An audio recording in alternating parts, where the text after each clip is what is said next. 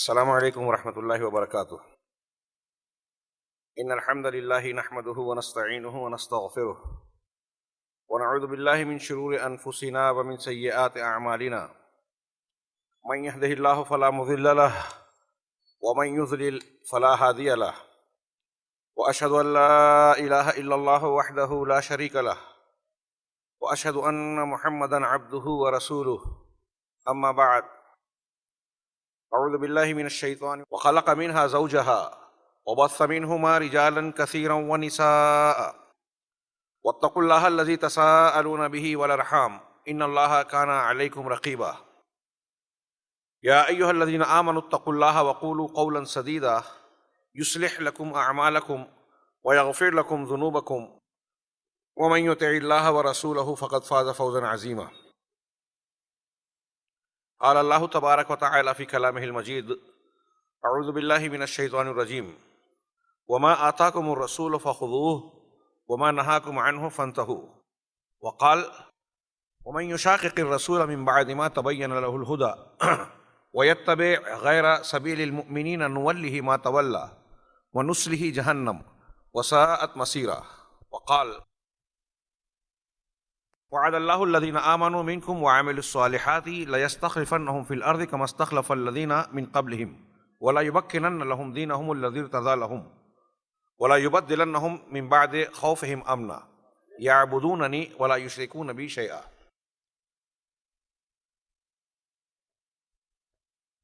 اس انتہائی اہم اجلاس کے صدر محترم اور امیر جمعیت اہل حدیث ضلع شولہ پور،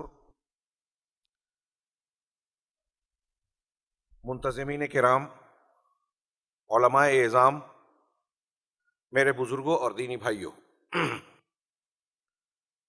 آج کے اس اجلاس کا مرکزی موضوع ہے حقیقت خارجیت، حقیقت اخوانیت۔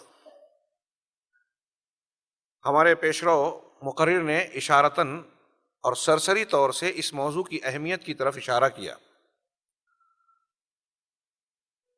میں بنیادی طور سے یہ کہنا چاہتا ہوں کہ ہمیں غور کرنا چاہیے کہ اس موضوع کی اور اس قسم کے موضوعات کی ضرورت کیا ہے۔ اگر آپ نصوص کتاب و سنت پر جناب محمد رسول اللہ صلی اللہ علیہ وسلم، صحابہ اور اہل حق علماء کرام کے منہج پر نگاہ ڈالیں گے تو یہ نظر آئے گا کہ یہ ایک دینی ضرورت ہے کہ جہاں حق کو بیان کیا جائے وہاں ان چیزوں کو بھی آشکار اور واشگاف کیا جائے، لوگوں کے سامنے کھول کر بیان کیا جائے، جن کی وجہ سے کوئی انسان دین کے نام پر دین کے راستے سے ہٹ جائے، کسی انحراف کا شکار ہو جائے۔ ابھی آپ نے شیخ ابو ذر حفظہ اللہ کے خطاب رضی اللہ تعالی عنہ کی مشہور حدیث جو بخاری شریف میں مروی ہے سنی کہ لوگ اللہ کے نبی صلی اللہ علیہ وسلم سے خیر کے بارے میں پوچھتے تھے، لیکن میں شر کے بارے میں پوچھتا تھا تاکہ میں اس شر میں پڑ نہ جاؤں اور پھر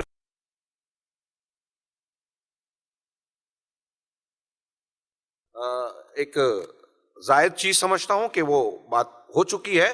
اس پورے روایت کے جو الفاظ اور مضمون ہیں اس میں آپ غور کیجئے تو محسوس ہوگا کہ امت مسلمہ کو انتہائی شدید ضرورت ہے کہ وہ شر کو بھی پہچانے، خیر کے بعد آنے والے شر کو پہچانے، دعات علی ابواب جہنم کی طرف بلانے والے داعیوں کی شناخت کرے، جو ہماری زبان بولیں گے ہمارے درمیان میں ہوں گے، اور ان کی میٹھی زبان کی وجہ سے بہت سے لوگ دھوکہ کھا سکتے ہیں۔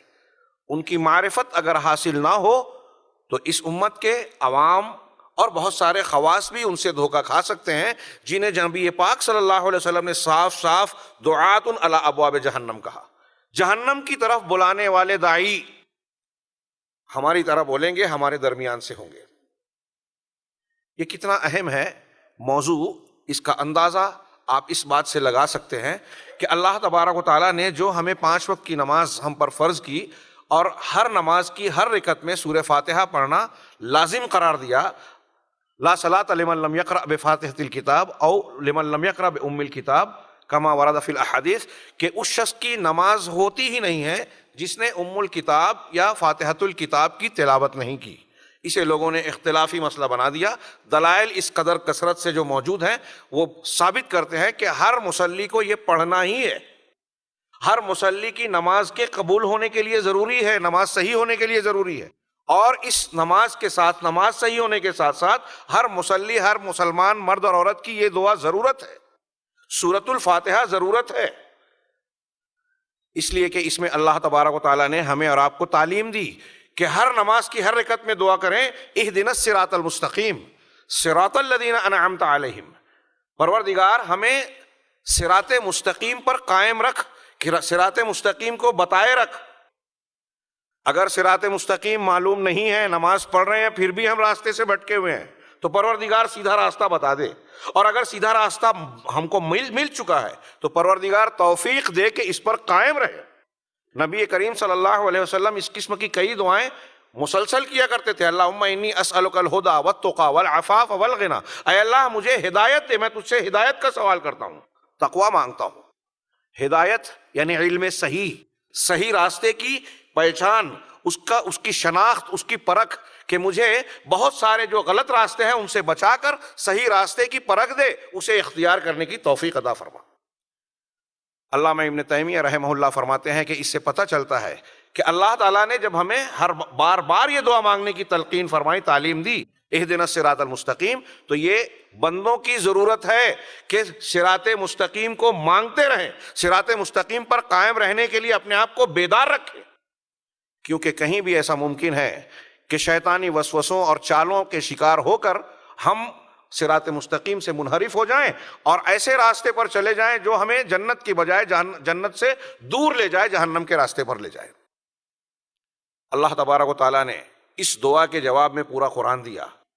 قرآن کے ساتھ یہ بھی کہا قرآن ہی میں کہ اس قرآن کو اس طرح مانیے جیسا زندہ نمونہ آپ کو جناب محمد رسول اللہ صلی اللہ علیہ وسلم کی حیات طیبہ میں نظر آتا ہے.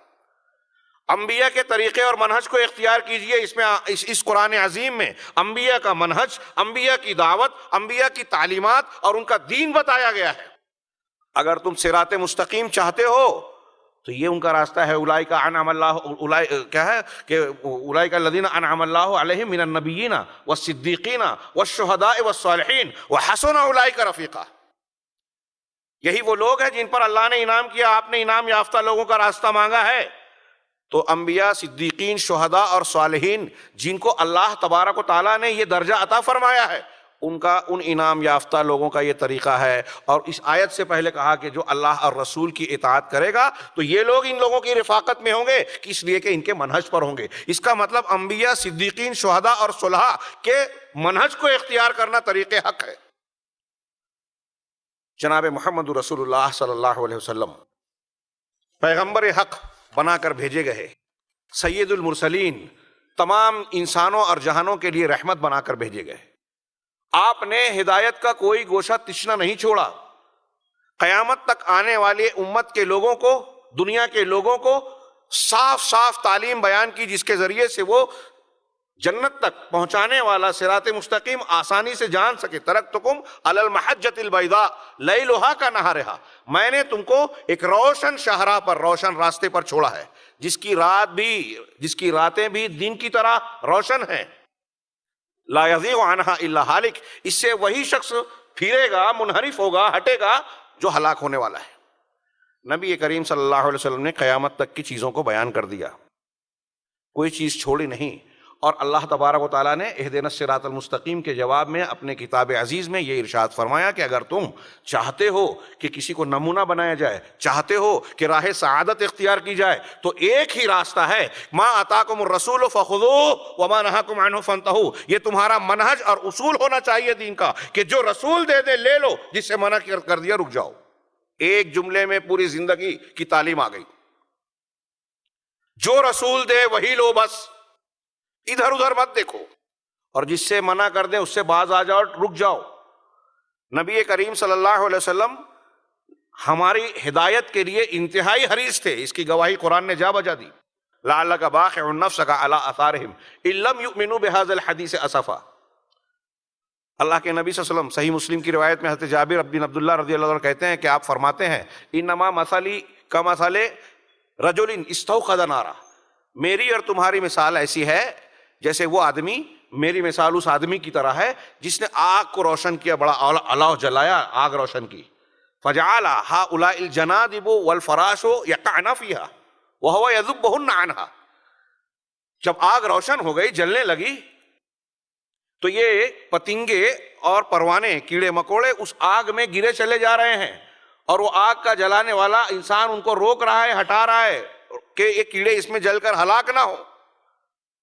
میری مثال ایسی ہی ہے کہ میں اس آگ میں، جہنم میں گرنے سے تمہاری کمر پکڑ پکڑ کر تم کو روک رہا ہوں، وَأَنَا آخِذٌ بِحُجَزِكُمْ وَأَنْتُمْ تَفَلَّتُونَ عَنْ يَدَيَّ أَوْ كَمَا قَالَ، لیکن تم میرا ہاتھ چھڑا کر اس میں داخل ہوتے جا رہے ہو، جہنم میں گرنے پر تو اب تلے ہوئے ہو، جیسے وہ پتنگے اور وہ کیڑے مکوڑے اس آدمی پر غالب آ رہے ہیں، تم مجھ پر غالب آ رہے ہو، مجھ کو مغلوب کر رہے ہو، میں تو تمہاری کمر پکڑ پکڑ کر تم کو روک رہا ہوں۔ اللہ کے نبی صلی اللہ علیہ وسلم کی تعلیمات ہمیں روک رہی ہیں کہ کسی بھی منحرف منہج کو اختیار کرنے سے بچ جاؤ، جہنم کے راستوں پر جانے سے بچ جاؤ، جہنم میں آ جاؤ، لیکن تم ماننے کو تیار ہی نہیں ہو۔ آج کا یہ پروگرام نبی کریم صلی اللہ علیہ وسلم کے کمر پکڑنے کی اعادہ کر رہا ہے، تجدید کرنے والا ہے کہ دیکھیے اس راستے پر مت جائیے۔ اللہ کے نبی صلی اللہ علیہ وسلم نے ہمیں صاف صاف اصول ضابطے بیان کیے، ان ضابطوں کی روشنی میں ضروری ہے کہ ہم اپنی زندگی کا، منہج کا، دین کا راستہ جب اختیار کریں تو نبی پاک صلی اللہ علیہ وسلم کی ہدایت کو اپنے سامنے رکھیں۔ اگر اسے فراموش کر دیا تو آپ چاہے دین کے نام پر بڑی بڑی قربانیوں کی بات کریں، بہت کچھ محنت کریں، اور یہ اس غرور اور غلط فہمی کے شکار رہیں، دھوکے میں رہیں کہ میں تو دین کے راستے پر چل رہا ہوں، جنت کی راہ پر گامزن ہوں، لیکن ممکن ہے کہ اللہ کے نبی صلی اللہ علیہ وسلم، ممکن کیا یقین ہے کہ جب نبی پاک صلی اللہ علیہ وسلم کی ہدایات کو آپ نے سامنے نہیں رکھا تو کتنی بھی خوبصورت بات اور طریقے کو آپ اختیار کریں، کیسے بھی آدمی کے پیچھے چلے جو ہوا میں اڑتا ہو، پانی پہ چلتا ہو، آگ میں بیٹھتا ہو، کرامت کھیلتا ہو، اگر نبی کے طریقے کے خلاف آپ نے کوئی طریقہ اختیار کیا تو موسیٰ اور عیسیٰ علیہ السلام کے طریقے کو بھی کہ کبھی نام اگر دیا جائے تو آپ گمراہ ہو جائیں گے، صاف اعلان نبوی ہے۔ نبی پاک صلی اللہ علیہ وسلم کا ایک ارشاد ہمارا منہج طے کرتا ہے، جو ہر مسلمان بچہ جانتا ہے، سنتا رہتا ہے کہ ترکت فیکم شیئین او ترکت فیکم امرین، میں نے تمہارے درمیان دو چیزیں چھوڑی ہیں، لن تضلوا ما ان تمسکتم بہما، کبھی گمراہ نہیں ہوگے اگر ان دونوں کو پکڑے رہو گے۔ وہ دونوں چیزیں کیا ہے؟ کتاب اللہ و سنتی، کتاب اللہ و سنتی، اللہ کی کتاب اور میری سنت۔ یہ دو چیزیں ایسی ہے کہ رسول اللہ صلی اللہ علیہ وسلم گارنٹی دے رہے ہیں کہ آپ راہ حق سے منحرف اور گمراہ نہیں ہوں گے جب تک ان دونوں کو تھامے رہیں گے۔ گویا نبی کریم صلی اللہ علیہ وسلم نے گمراہیوں کے طوفانوں میں کشتی نوح بتائی امت مسلمہ کو قیامت تک کے لیے کہ یہ کشتی جو بچانے والی ہے وہ فلاں اور فلاں کا مسلک نہیں ہے، فلاں اور فلاں کی فکر نہیں ہے، فلاں اور فلاں کا منہج نہیں ہے، بلکہ صرف کتاب اللہ اور سنت رسول ہے۔ اس لیے اہل حق کی پہلی پہچان، بنیاد یہ ہوئی کہ وہ کتاب اللہ اور سنت رسول اللہ کو اپنا منہج، مصدر شریعت، اپنی فکر کی بنیاد مانے۔ جو ان کی تنقیص کرے، حدیثوں کا انکار کرے، حدیثوں کی تخفیف کرے، قرآن و سنت کے مقابلے میں کسی اور کو ترجیح دے، وہ گمراہ ہے، وہ گمراہ ہونے والا ہے۔ نبی پاک صلی اللہ علیہ وسلم فرما رہے ہیں کہ ان دونوں کو پکڑو گے تو گمراہ نہیں ہوگے۔ اس کا مفہوم مخالف کیا ہوا کہ ان دونوں کو نہیں پکڑو گے تو گمراہی پکی ہے۔ جتنا کتاب اللہ اور سنت رسول سے رشتہ کمزور ہوگا اتنی ہدایت سے دوری اور ہدایت کو تھامنے کا معاملہ کمزور ہوگا۔ اور یہ بات جو اللہ کے نبی صلی اللہ علیہ وسلم نے فرمائی اور خود بہت سارے فتنوں کو، جیسا کہ آپ نے بھی خطابات میں سنا، پیشین گوئیوں کی شکل میں، خبروں کی شکل میں بیان کیا، اس بات کا بھی مکلف قرآن و سنت نے امت کے اہل علم کو اور دیانتدار علماء کو، مسلمانوں کو بنایا ہے، مکلف کیا ہے، پابند کیا ہے ہمیں اور آپ کو کہ اگر ہمیں اور آپ کو پتہ ہے کہ فلاں چیز گمراہی کی ہے، غلط راہ ہے، قرآن و حدیث سے ہٹ کر کوئی راستہ ہے جس پہ پڑھ کر لوگ گمراہ ہو سکتے ہیں، تو ہمارا اور آپ کا فرض ہے کہ ہم اسے بیان کریں۔ ان الذین یکتمون ما انزلنا من البینات والہدی من بعد ما بیناہ للناس اولئک یلعنہم اللہ ویلعنہم اللاعنون. بہت سی دلیلوں میں سے ایک قرآن کی آیت میں نے پڑھی کہ جو لوگ اللہ کی نازل شدہ بینات، واضح دلیلوں اور ہدایت کو، جبکہ اللہ نے اسے نازل کیا ہے لوگوں کی ہدایت کے لیے، لوگوں کو راستہ بتانے کے لیے، اب اسے کوئی جانتا ہے اور جاننے کے بعد اسے چھپاتا ہے، جو لوگ چھپاتے ہیں تو یہ وہ لوگ ہیں. اللہ تعالیٰ فرماتا ہے سورہ بقرہ کی آیت ہے، 2 جگہ یہ ارشاد ہے، یہ وہ لوگ ہیں جن پر اللہ کی لعنت ہے اور فرشتوں کی لعنت ہے اور تمام لعنت کروں کی لعنت ہے. دین کی تعلیم حاصل کرنے والوں کے لیے آپ نے سنا ہے کہ فرشتے پر بچھاتے ہیں، مچھلیاں اور چونٹیاں اپنے بلوں میں پانی میں جو ہے دعائیں خیر کرتی ہیں. کیوں؟ اس لیے کہ اللہ تبارک و تعالیٰ نے جس مقصد کے تحت اس کائنات کو بنایا اور جس ہدایت کو آسمان سے نازل کیا، اس کے لیے انبیاء کو مبعوث کیا، اس کی حفاظت کا انتظام کیا، اس کو لوگوں تک پہنچانے کا نظم و ضبط کیا، اسی پروگرام کا حصہ بنتا ہے وہ شخص جو قرآن و حدیث کی تعلیم حاصل کرتا ہے اور لوگوں تک حق پہنچانے کی کوشش کرتا ہے، اس کام پہ لگتا ہے، وہ اللہ کی تخلیق کے کائنات کے مقصد کی تکمیل کا ایک حصہ بنتا ہے. اب اس تعلیم کو حاصل کر کے لوگوں کو پہنچانا تمام کائنات کی دعاؤں کا مستحق بناتا ہے. تو اس کے برخلاف علامہ ابن کثیر نے یہ تفسیر میں بیان کیا اپنی، اس کے برخلاف جو اللہ کی نازل کی ہوئی ہدایت کو، تعلیمات کو، قرآن و سنت کو چھپاتا ہے، حق کو جان کر بیان نہیں کرتا، اس پر تمام کائنات لعنت بھیجتی ہے، وہ سب کا مجرم بنتا ہے. نبی کریم صلی اللہ علیہ وسلم نے ارشاد فرمایا، حضرت عبداللہ بن مسعود کی مسلم شریف میں روایت ہے، ما بن نبی بعثہ اللہ من قبلی، کہ کوئی بھی نبی جس کو اللہ نے مجھ سے پہلے مبعوث کیا، الا کان لہ من امتہ حواریون اصحاب او حواریون، مگر اس کی امت سے کچھ اس کے صحابہ ساتھی ہوتے تھے، حواری ہوتے تھے، یعنی مخلص دوست اور ساتھی ہوتے تھے. وہ کیا کرتے تھے؟ وہ اس کے حکم کی پیروی کرتے تھے اور اس کی سنتوں کو اختیار کرتے تھے، اسی لیے وہ قابل تعریف تھے. ثم خلف من بعدہم خلوف، پھر اس کے بعد ان کے بعد کچھ برے جانشین ہوئے، یقولون ما لا یفعلون ویفعلون ما لا یؤمرون، وہ کہتے وہ تھے جو کرتے نہیں تھے اور کرتے وہ تھے، کرتے وہ ہیں جو کہتے نہیں، کہتے وہ ہیں جو کرتے نہیں. یقولون ما لا یفعلون، کہتے وہ ہیں جو کرتے نہیں، ویفعلون ما لا یؤمرون، اور کرتے وہ ہیں جس کا حکم نہیں دیا گیا. کہتے ہیں کہ ہم بھی دین پر چل رہے ہیں، قرآن حدیث کو ہم بھی مانتے ہیں، لیکن ایسا ہے نہیں، فلاں مسلک اور فلاں فکر کو اختیار کرتے ہیں، ہمارے فلاں بزرگ ہیں، فلاں مرشد ہیں، فلاں امام ہیں، فلاں شیخ ہیں، ان کی بات کو مان رہے ہیں قرآن و سنت کے مقابلے میں اور کہتے ہیں قرآن و سنت مانتے ہیں. تو کہتے وہ ہیں جو کرتے نہیں، اور کرتے کیا ہیں؟ کرتے وہ ہیں جس کا حکم نہیں دیا گیا. جس کا حکم نہیں دیا گیا جب وہ کریں گے تو وہ بدعت ہوئی، دین میں نئی چیز ہوئی، دین کے خلاف ہوئی، رسول اور صحابہ کرام کے خلاف ہوئی، تو وہ کرتے ہیں. ایسے لوگوں کے ساتھ سلوک کیا کرنا چاہیے؟ خاموش بیٹھ جانا چاہیے، ان کو ان کے حال پر چھوڑ دینا چاہیے، ان کی غلطیوں کو بیان نہیں کرنا چاہیے. کوئی بیان کرے تو یہ کہا جائے گا کہ یہ تو اختلافی مسئلہ بیان کرتے ہیں، یہ تو مسلکی اختلاف کو، انتشار کو ہوا دیتے ہیں، الزامات کا نشانہ بنایا جائے گا ان کو. نہیں، نبی کریم صلی اللہ علیہ وسلم فرما رہے ہیں کہ جو شخص فمن جاہدہم بیدہ فہو مؤمن، جو ان سے ہاتھ سے مجاہدہ کرے، ان کی مخالفت کرے، ان کی باتوں کو، ان کی غلطیوں کو ظاہر کرے، ان کا رد کرے، اسلام کا دفاع کرے، وہ ہاتھ سے جہاد کرنے والا مومن ہے. اور جو شخص وہ ہاتھ سے، اپنی زبان سے جہاد کرے وہ مومن ہے، اور جو اپنے دل سے جہاد کرے وہ مومن ہے. ولیس وراء ذلک حبۃ خردل من ایمان، اس کے بعد ایمان کا رائی کے دانے کے برابر بھی حصہ نہیں ہے.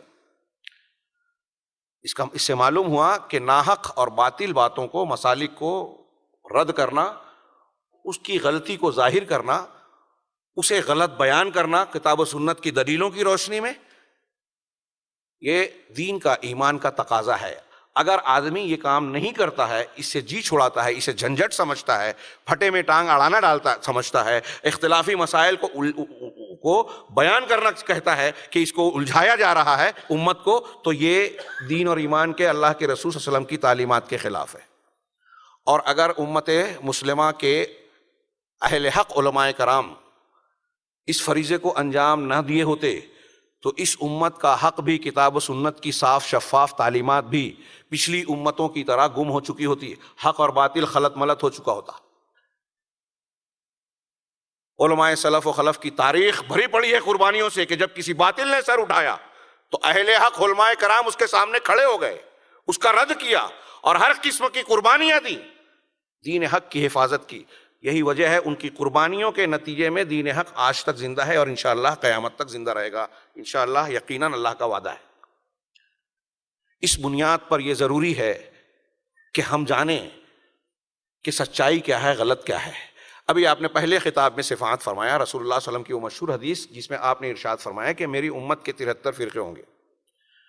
پچھلی امتوں میں یہود و نصارہ میں 71 72 ہوئے، میری امت کے 73 فرقے ہوں گے۔ ستفترق امتی الی 73 فرقہ کلہم فی النار، ان میں سے ہر ایک جہنم میں ہوں گے۔ کوئی جو شرک اکبر، کفر اکبر، نفاق اکبر کا شکار ہوگا تو وہ ہمیشہ ہوگا جہنم میں، اور جو چھوٹے شرک، چھوٹے کفر، چھوٹی گمراہی کا شکار ہوگا تو وہ جہنم کا مستحق ہے، اللہ کی مشیت پر ہوگا، جہنم میں جائے اور ہو سکتا ہے نکالا جائے۔ درجات ہوں گے جیسے کہ اہل معاصی کے ہوتے ہیں، یہ بات اہل علم جانتے ہیں۔ سب جہنمی الا واحدہ، سوائے ایک کے۔ بعض روایتیں فرمایا وہی الجماعہ، وہی الجماعت ہے، اور دوسری روایتیں بیان فرمایا ان کی نشانی کیا ہے، ان کی پہچان کیا ہے، ایک جملے میں۔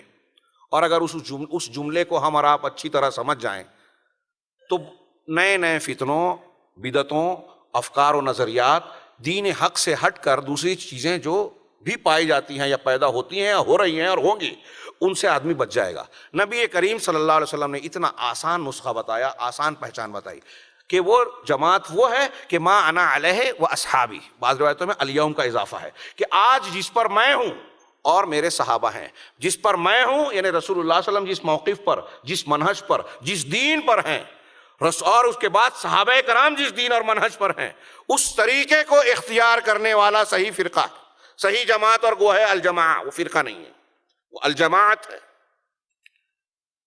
جس پر آپ ہیں وہ سنت ہے، جس پر صحابہ ہیں وہ الجماعت کا طریقہ ہے۔ اہل السنہ والجماعہ کہتے ہیں، اسی سے اصطلاح نکلی۔ جب آپ نے یہ ارشاد فرمایا اور یہ حدیث ہم جانتے ہیں اور ہمیں اس بات کو نبی کریم صلی اللہ علیہ وسلم نے یہ بات بیان کی اس حدیث میں بھی اور اس حدیث میں بھی کہ من یعش منکم بعدی فسیری اختلافا کثیرا، جو میرے بعد زندہ رہے گا بہت سے اختلافات دیکھے گا۔ وہاں بھی آپ نے یہ تو بتایا کہ اختلاف دیکھے گا، تو طریقہ یہ نہیں بتایا کہ کسی بھی مسلک کو سمجھ میں آ جائے مان لینا، ہر مسلک کو صحیح سمجھنا، جو اختلافات میں نہیں پڑھنا، نہیں، طریقہ بتایا فعلیکم بسنتی، میری سنت کو لازم پکڑنا اور میرے خلفائے راشدین کی سنت کو۔ اور آگے ارشاد فرمایا کہ نئے نئے امور سے بچنا، وَإِيَّاكُمْ وَمُحْدَثَاتِ الْأُمُورِ، ایک دم صاف، یہ دوسری والی حدیث میں کہ نئی نئی باتیں جو دین میں آتی ہے، نئی نئی جماعتیں پیدا ہو رہی ہیں، فرقے بن رہے ہیں، نظریات اور افکار پیدا ہو رہے ہیں، اس کے پیچھے نہیں بھاگنا۔ وہ آپ کو بہت جدید اور ماڈرن شکل میں نظر آتے ہوں، بڑی میڈیا میں بہت چھائے ہوئے نظر آتے ہوں، خوبصورت اور دلکش انداز میں آپ کے سامنے بات پیش کرتے ہوں، ان کو شہرت حاصل ہو، ان کا غلغلہ ہو کہ یہ تو بڑا زبردست کام کر رہے ہیں، ٹی وی چینلوں پر آتے ہیں، جدید لب و لہجے کی شاعری کرتے ہیں۔ میں شاعری ہی کہہ رہا ہوں، حق جو حق سے ہٹا ہوا ہے وہ حق نہیں ہے۔ تو ان کے جدید لب و لہجے سے، ان کی چمک دمک سے دھوکہ نہیں کھا جانا۔ نئی بات ہے تو کتنی بھی خوبصورت اور قابل رد ہے، یہ فرمان رسول ہے، حکم رسول ہے۔ اب آئیے ان حدیثوں کو سامنے رکھیے تو اہل حق کا ایک بنیادی منہج بنا کہ اہل حق وہی ہوں گے جن کا بنیادی دینی موقف، منہج کتاب و سنت ہوگا، ان کا اصول، ان کی شریعت کا مصدر قرآن و حدیث۔ ان کے لیے قابل اتباع منہج جناب محمد رسول اللہ صلی اللہ علیہ وسلم کی سنت طیبہ اور صحابہ کرام کا منہج، عقیدے میں بھی، عبادات میں بھی، سیاست میں بھی، معاملات میں بھی، عام زندگی کے تمام امور میں اللہ کے نبی صلی اللہ علیہ وسلم اور صحابہ کرام کے طریقے کو جو اختیار کرے وہی منہج حق ہے۔ جو اس سے انحراف کرے وہ منہج حق ہو ہی نہیں سکتا۔ اس کی تائید میں کتنی بھی موٹی کتاب لکھی جائے، کتنی بھی بڑی تقریریں کی جائے، کتنی بڑی بھیڑ جمع کر کے لوگوں کے سامنے پیش کیا جائے، اگر اللہ اور رسول اللہ صلی اللہ علیہ وسلم کے طریقے سے ہٹ کر ہے، اگر صحابہ کے منہج کے خلاف ہے تو وہ حق نہیں ہو سکتا۔ یہ اصول، بنیادی اصول ہمارے نوجوان بھائیوں سے خاص طور سے گزارش ہے جو ہر چمک دمک کے پیچھے بھاگنے لگتے ہیں، بڑی اچھی تقریر کی ٹی وی چینل پہ آتے ہیں، ان کی تو ایسی کتاب ہے، وہ تو امریکہ کے جا کے فلاں جگہ پر تقریر کرتے ہیں، وہ تو لندن کے پارلیمنٹ میں جاتے ہیں، ان کو تو انگریزی بھی آتی ہے، اس قسم کی سطحی چیزوں سے متاثر ہو کر ہمارا نوجوان طبقہ اپنے دین و ایمان اور اپنے جذبہ خیر کو، وہ نیک جذبے کے تحت جاتے ہیں لیکن ایسی راہ پر ڈال دیتا ہے کہ ان کی محنتیں ضائع ہونے کا خدشہ ہوتا ہے، اور منہج رسول صلی اللہ علیہ وسلم سے وہ دور چلے جاتے ہیں۔ لہٰذا ہم آئیے اب اپنے عنوان کو اس اصول پر، جو بنیاد ہے، اس پر ڈالتے ہیں کہ اخوانیت کو ہمیں پہچاننا ہے۔ جہاں تک اس کی تنظیم کا تعلق ہے، میں سمجھتا ہوں کہ وہ بہت اہمیت کی حامل چیز نہیں ہے۔ 1928 میں حسن البنا صاحب نے مصر میں اپنے ساتھیوں کے ساتھ 6 لوگوں نے اس تنظیم کی بنیاد ڈالی۔ شیخ حسن البنا اس کے بانی اور مؤسس کہلاتے ہیں۔ اس کے بعد اس کا قافلہ جب آگے بڑھا تو اس میں اور بھی کچھ ایسے قائدین اور علماء کرام شریک ہوئے جن کو بطور زعیم، قائد، مرشد، ناظر کے پیش کیا جاتا ہے، جیسے عمر التلمسانی، سعید ہوا، یا میں اس کے تلفظ میں غلطی کر رہا ہوں شاید، اس کے علاوہ سید قطب صاحب، اور ایسے اور بھی کچھ شخصیات ہیں جن کو اس گروہ کا بڑا مانا جاتا ہے۔ میں نے جیسا کہ کہا 1928 میں اس کی بنیاد رکھی شیخ حسن البنا رحمہ اللہ نے۔ شیخ حسن البنا اس کے قائد اور مرشد اول ہے۔ یہ اس وقت میں اخوانیت کی بات کر رہا ہوں یا اخوانیت کا تعارف کر رہے ہیں، تو ہمارے یہاں کچھ لوگ یہ بھی سوچ سکتے ہوں گے کہ اس موضوع کی ہمارے ہندوستان میں کیا ضرورت ہے، اسلام سے تو یہاں یہ فکر پائی نہیں جاتی، لیکن اس کے ہم خیال جماعتیں یہاں پائی جاتی ہیں، اور اس فکر کی پیروی کرنے والے کچھ نہ کچھ گروہ روز روز پیدا ہوتے ہیں ہمارے یہاں، جو نام کا اور تاریخی تعلق کا چاہے انکار کرتے ہوں، لیکن آپ ان کے یہاں دیکھیں کہ ان شخصیات کی ویسے ہی تعظیم و توقیر کرتے ہیں جیسے وہ اپنے یہاں کے بڑوں کی تعظیم کرتے ہیں۔ بعض گروہ ایسے ہیں جن پر ہندوستان میں پابندی لگ گئی، کچھ ایسے ہیں جو نئے نئے پیدا ہوتے رہتے ہیں۔ ابھی ہمیں بتایا گیا، یا آپ لوگ جانتے ہوں گے، میں صاف صاف کہہ رہا ہوں، برا نہ مانیں بلکہ غور کریں۔ یہ ایک بھائی شہادت حق سمجھ کر، اپنا فریضہ مان کر، دینی فریضہ جان کر، اسے اپنے بھائیوں کی خدمت میں بیان کرنا چاہتا ہے۔ اس لیے یہ نہ جانا جائے کہ کسی کا نام اگر میں لے رہا ہوں تو اس مقصد کے تحت کہ ان کی تنقیص مراد ہے۔ اگر ہم تنقیص کرنے لگے تو یہ دین کا کام نہیں ہوگا۔ اللہ ہمیں اس سے محفوظ رکھے۔ کسی کی طنز و تعریض، ہمارے یہاں کچھ نئی نئی جماعتیں روز پیدا ہوتی رہتی ہیں تحریکیت کے نام پر۔ ابھی سنا کوئی وحدت ایک تنظیم ہے، نوجوانوں میں اسے پیدا کیا جا رہا ہے، لیکن حقیقت میں ایسا مانتا ہوں کہ یہ اسلام کے خلاف سازش رچنے والی ایجنسیوں کی طرف سے پھر سے ایک جال بنا جا رہا ہے، جس میں ہمارے نوجوان کو شکار بنایا جائے گا، اور بہت سارے لوگ بن رہے ہیں۔ ان کے افکار و خیالات وہی ہیں جو آج ہم اخوانیت کے زیر عنوان ابھی کچھ باتیں سن چکے ہیں اور کچھ باتیں کرنے والے ہیں، جو قرآن و حدیث کی فکر سے ہٹ کر ہے، لیکن دعویٰ یہ کرتی ہے کہ قرآن و حدیث کی صحیح تعلیمات کو یہی پیش کرنے والے ہیں۔ ان کے قائدین کے افکار، نظریات اگر بیان کیے جائیں تو وقت بہت ہی محدود ہے، ان کو سامنے رکھیں تو اس کی وجہ سے جو ان کے فکری ڈھانچہ تشکیل پاتا ہے وہ کیا بننے والا ہے وہ ہم دیکھ سکتے ہیں۔ شیخ حسن البنا کی شخصی تاریخ آپ پڑھیں تو معلوم ہوگا کہ وہ تصوف سے وابستہ رہے، سلسلہ حصافیہ شاذلیہ سے وابستہ تھے، اور انہوں نے خود اپنی کتابوں میں بیان کیا ہے کہ وہ اس زمانے میں جب اس سلسلے سے بہت شدت سے وابستہ تھے تو مسجد التوبہ نام کی ایک مسجد تھی، اس میں ہر رات کی مجلس میں، ذکر کی مجلس میں شریک ہوتے تھے، جس میں صوفیہ کے اس سلسلے کے مخصوص اذکار کا اہتمام کیا جاتا تھا۔ ان کے یہاں قبروں پر حاضری بھی ہوتی تھی، اگرچہ وہ اپنے بعض بیانات میں توسل وغیرہ کے تعلق سے اپنی ناپسندیدگی کا اور گناہ ہونے کا ذکر کرتے ہیں شخصی طور پر، لیکن اسے بہت بڑا گناہ، کبیرہ گناہ، بعض شرک اکبر کو وہ کبیرہ گناہ کہتے ہیں۔ میرے سامنے یہ کتابیں موجود ہیں حوالوں کے ساتھ، ان کی خود کی عبارتیں ان کے ماننے والوں کی، ان کے سگے بھائی کی عبارتیں موجود ہیں جس میں نعتیہ کلام میں شرک پیش کیا گیا، وحدت الوجود کے عقیدے کو ذکر کیا گیا۔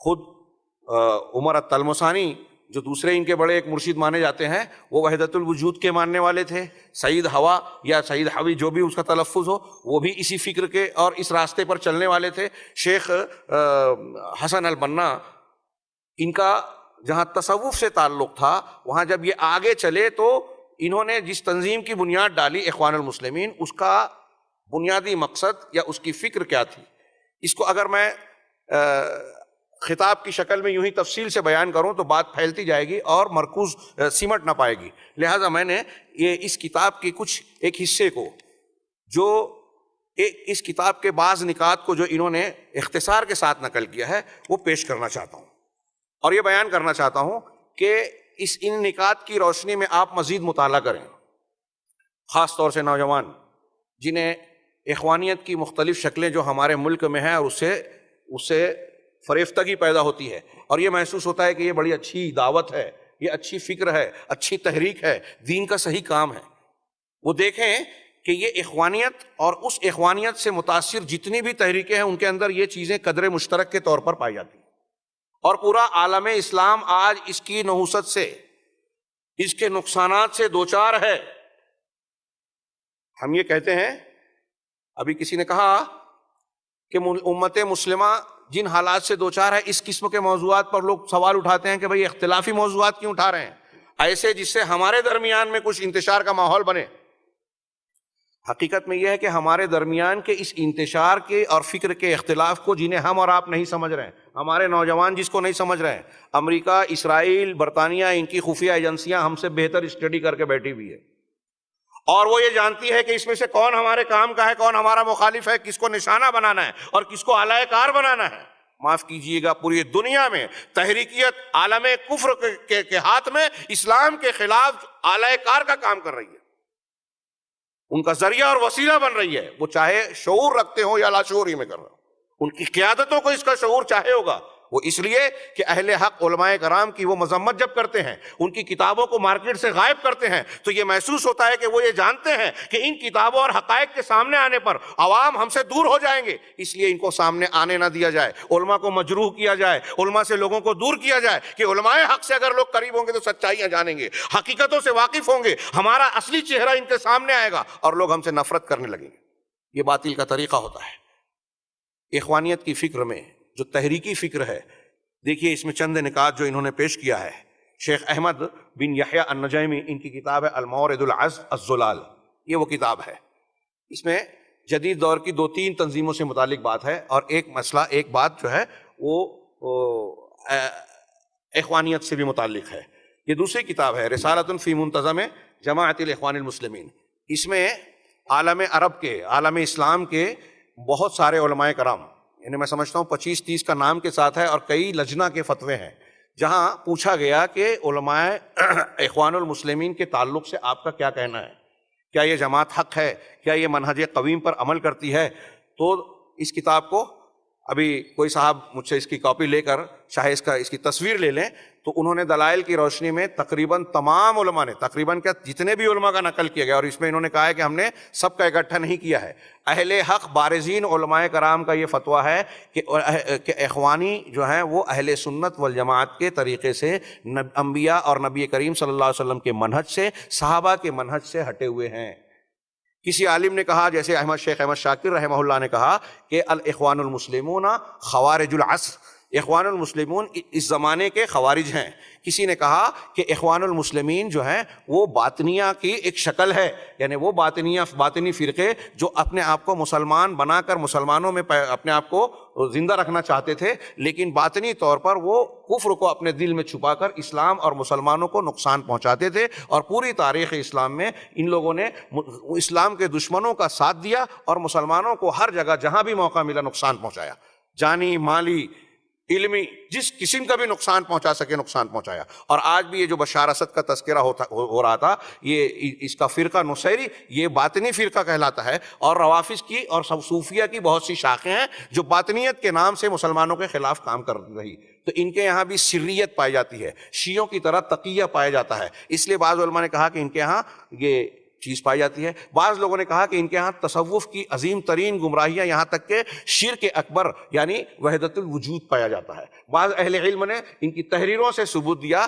کہ ان کے یہاں رافضیت کا اختلاف کوئی مسئلہ نہیں ہے. شیخ حسن البنا نے یہاں تک کہا کہ سنی اور شیعوں کے درمیان اتحاد پیدا کرنا چاہیے، اور ان کی پوری جماعت، ہمارے یہاں کی بھی ایک جماعت جو شیخ مودودی کی طرف منسوب ہے، وہ اور ان سے متعلقہ جماعتیں اس کی کوشش کرتی رہے. اگر شیخ یوسف القرضاوی جو آج اخوانیوں کے سب سے بڑے امام کہلاتے ہیں، قطر میں بیٹھے ہوئے ہیں، وہ انہوں نے یہ ایک مرتبہ اعتراف کیا کہ میں نے بڑے غور و فکر کے بعد اور محنت مشقت کے بعد غور کیا تو اس نتیجے پر پہنچا کہ شیعوں اور سنیوں کے درمیان جو ہے اتحاد ممکن نہیں ہے، یہاں بہت بڑا جو ہے دونوں کے درمیان خلیج ہے. یہ بات اہل سنت والجماعت کے وہ لوگ جو حق کو جانتے ہیں، تاریخ اسلام کی سچائیوں کو جانتے ہیں، وہ اچھی طرح جانتے ہیں کہ شیعت اور سنیت کا ملاپ کبھی ہو ہی نہیں سکتا، اس لیے کہ یہاں صرف فروعی اختلاف نہیں ہے، جزوی اختلاف نہیں ہے، بلکہ بنیادی اصولی اختلاف ہے. اور شیعت اور رافضیت اور صوفیت کا وجود ہی اسلام کے خلاف، اسلام کو نقصان پہنچانے کے لیے آیا ہے. تاریخ اس بات کی گواہ ہے، اور پوری رافضی تاریخ بتاتی ہے. تو اس میں کچھ علماء نے یہ بھی بیان کیا کہ عقیدے میں بھی ان کے یہاں انحراف پایا جاتا ہے، جیسا کہ میں آنے والے ان نکات میں پیش کرنا چاہتا ہوں. کہ سب سے پہلا ملاحظہ جو انہوں نے پیش کیا کہ اخوانی اصول ضابطہ جو حق سے ہٹا ہوا ہے تحریکیوں کا، اس میں پہلی چیز ہے کہ التہاون فی توحید العبادہ، کہ توحید عبادت میں کوتاہی، اس پر توجہ نہ دینا، اور اسے اپنی دعوت، اپنی فکر، اپنی تحریک کی بنیاد نہ بنانا. شیخ حسن البنا، ان کے رفقا، ان کی پوری تحریکی جماعت اس دور سے لے کر آج تک، یہاں کی جو جماعتیں ان کی ہم فکر ہیں، ان کے اصول ضابطے دیکھ لیجئے. وہ حکومت میں توحید کی بات کرتے ہیں کہ قانون اللہ کا چلے گا، یہ ابھی میں آگے بیان کروں گا انشاءاللہ آگے کے نقطوں میں. لیکن توحید عبودیت کو، عبادت کو انہوں نے اہمیت نہیں دی، اور اس کو اپنی جماعت کا، اپنی دعوت کا، اپنی تحریک کا بنیادی قاعدہ نہیں بنایا جس پر وہ جس کی بنیاد پر وہ چلیں. یہ کوئی چھوٹی موٹی بات نہیں ہے. نوجوان اس پر غور کرے، میں جو بات کہنے جا رہا ہوں. باقی کی باتیں، یہ واقعات، یہ میرے نزدیک اتنی اہمیت کے حامل نہیں ہیں. اصل چیز ہے منہج، بنیاد، جس سے کسی کو پرکھا جاتا ہے. اور اگر کسی کا منہج صحیح نہیں ہے، یہ قاعدہ دماغ میں رچا بسا لیجیے، اپنے علماء سے پوچھیے، اس پر غور کیجیے جو میں کہنے جا رہا ہوں، کہ اگر کسی انسان کا، کسی جماعت کا، کسی گروہ کا منہج صحیح نہیں ہے، عقیدے میں خرابی ہے، اگر یہ دو چیزیں آپ نے پرکھ لی ہے، تو اس کی کسی بھی خوبی، چکنی چپڑی بات، اس کی بظاہر سامنے آنے والی کوئی بھی اچھائی سے آپ متاثر ہو کر اس کے پیچھے ہرگز نہ جائیں. جس کا منہج صحیح نہیں ہے، اس کے افکار، اس کے اعمال درست ہو ہی نہیں سکتے. اگر آپ اخبار میں رپورٹنگ کرتے ہیں، تو کسی واقعے پر تجزیہ کرنا چاہتے ہیں، یہ چیز ذہن و دماغ میں رہے گی تو آپ عموماً صحیح تجزیہ کریں گے. ہمارے یہاں ایک آدمی کھڑا ہو کر بیان دیتا ہے کہ امریکہ کے خلاف ہم ایسی کارروائیاں کریں گے. لوگ دھوکہ کھا جاتے ہیں کہ ایران یہ بیان دے رہا ہے، ایرانی صدر نے یہ بیان دیا. کافی دنوں پہلے جب یہ احمدی، کیا نام تھا، احمدی نژاد، ان کا پچھلا صدر ایران کا، ان کے وقت میں امریکہ نے وقت دیا تھا کہ ہم اتنے دنوں میں اگر انہوں نے اپنا نیوکلیئر پروگرام ترک نہیں کیا تو ہم حملہ کر دیں گے. تو ایک ہمارے شہر کے ایک بڑے صحافی تھے، یہ واقعات بیان کرنے کی گنجائش نہیں تھی لیکن آ گئی زبان پہ. انہوں نے مجھ سے کہا کہ اتنے دنوں میں تو حملہ ہونا ہی ہے. میں نے کہا کہ امریکہ کم سے کم ان حالات میں قطعی حملہ نہیں کرے گا ایران پر. تو ان کا ایسا کیوں کہہ رہے ہیں آپ؟ میں نے کہا میں منہج کی بنیاد پر کہہ رہا ہوں. کہا نہیں آپ لوگ، انہوں نے یہ طریقہ اختیار کیا جیسے عام طور سے دوسری اس میدان کے لوگ جو ہیں، علماء کرام کو، اب ہمیں تو چھوٹا عالم تھا، سمجھتے ہیں کہ یہ کم جانتے ہیں، حالات پہ نگاہ نہیں ہوتی. ایسا نہیں کہہ پائیں گے، ایسا یہ اپنے طور پر کہہ رہے ہیں، مسلک کی بنیاد پر، مذہبی بنیاد پر. انہوں نے بڑے وثوق سے کہا. میں نے کہا ٹھیک ہے، چند دنوں کا فرق باقی ہے، آپ دیکھ لیجئے گا۔ کہا آپ کس بنیاد پر یہ کہہ رہے ہیں؟ میں نے کہا اس لیے کہہ رہا ہوں کہ یہ نورا کشتی ہے، دکھاوے کی لڑائیاں ہیں ان کی، یہ اندر سے ایک دوسرے کے مفادات کے ساتھ کام کر رہے ہیں، ہر جگہ شانہ بشانہ ہیں۔ اہل سنت ان کا ٹارگٹ ہے، سعودی عرب ان کا پہلا نشانہ ہے، اسلامی دعوت ان کا نشانہ ہے، اور عالم کفر یہ اچھی طرح سے جانتا ہے کہ اس معاملے میں کون کیسا ہے، ہمارے لیے کون خطرہ ہے، کون ہمارے لیے مفید ہے۔ اور پوری تاریخ میں رافضی ہمیشہ یہود و نصارہ اور دشمنان دین کے ساتھ ساتھ چلا ہے، آج بھی چل رہا ہے۔ شام کے محاذ پر دیکھیے، عراق میں دیکھیے، ہندوستان میں دیکھیے، جہاں دیکھیے آپ کو وہ شانہ بشانہ نظر آئیں گے۔ تاریخی واقعات کو تفصیلی بیان کرنے کا موقع نہیں ہے، اور ویسا ہی ہوا، آج تک حملہ نہیں ہوا۔ بیان بازی کر کے یہ دھوکہ دیتے ہیں، میڈیا اس کو ہائی لائٹ کرتا ہے۔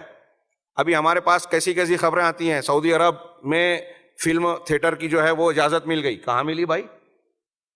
اس کی تفصیلات کیا ہیں؟ علماء کرام بیچ میں کھڑے ہوئے ہیں، آپ معلومات لیجئے تفصیلی سعودی کے ذرائع سے۔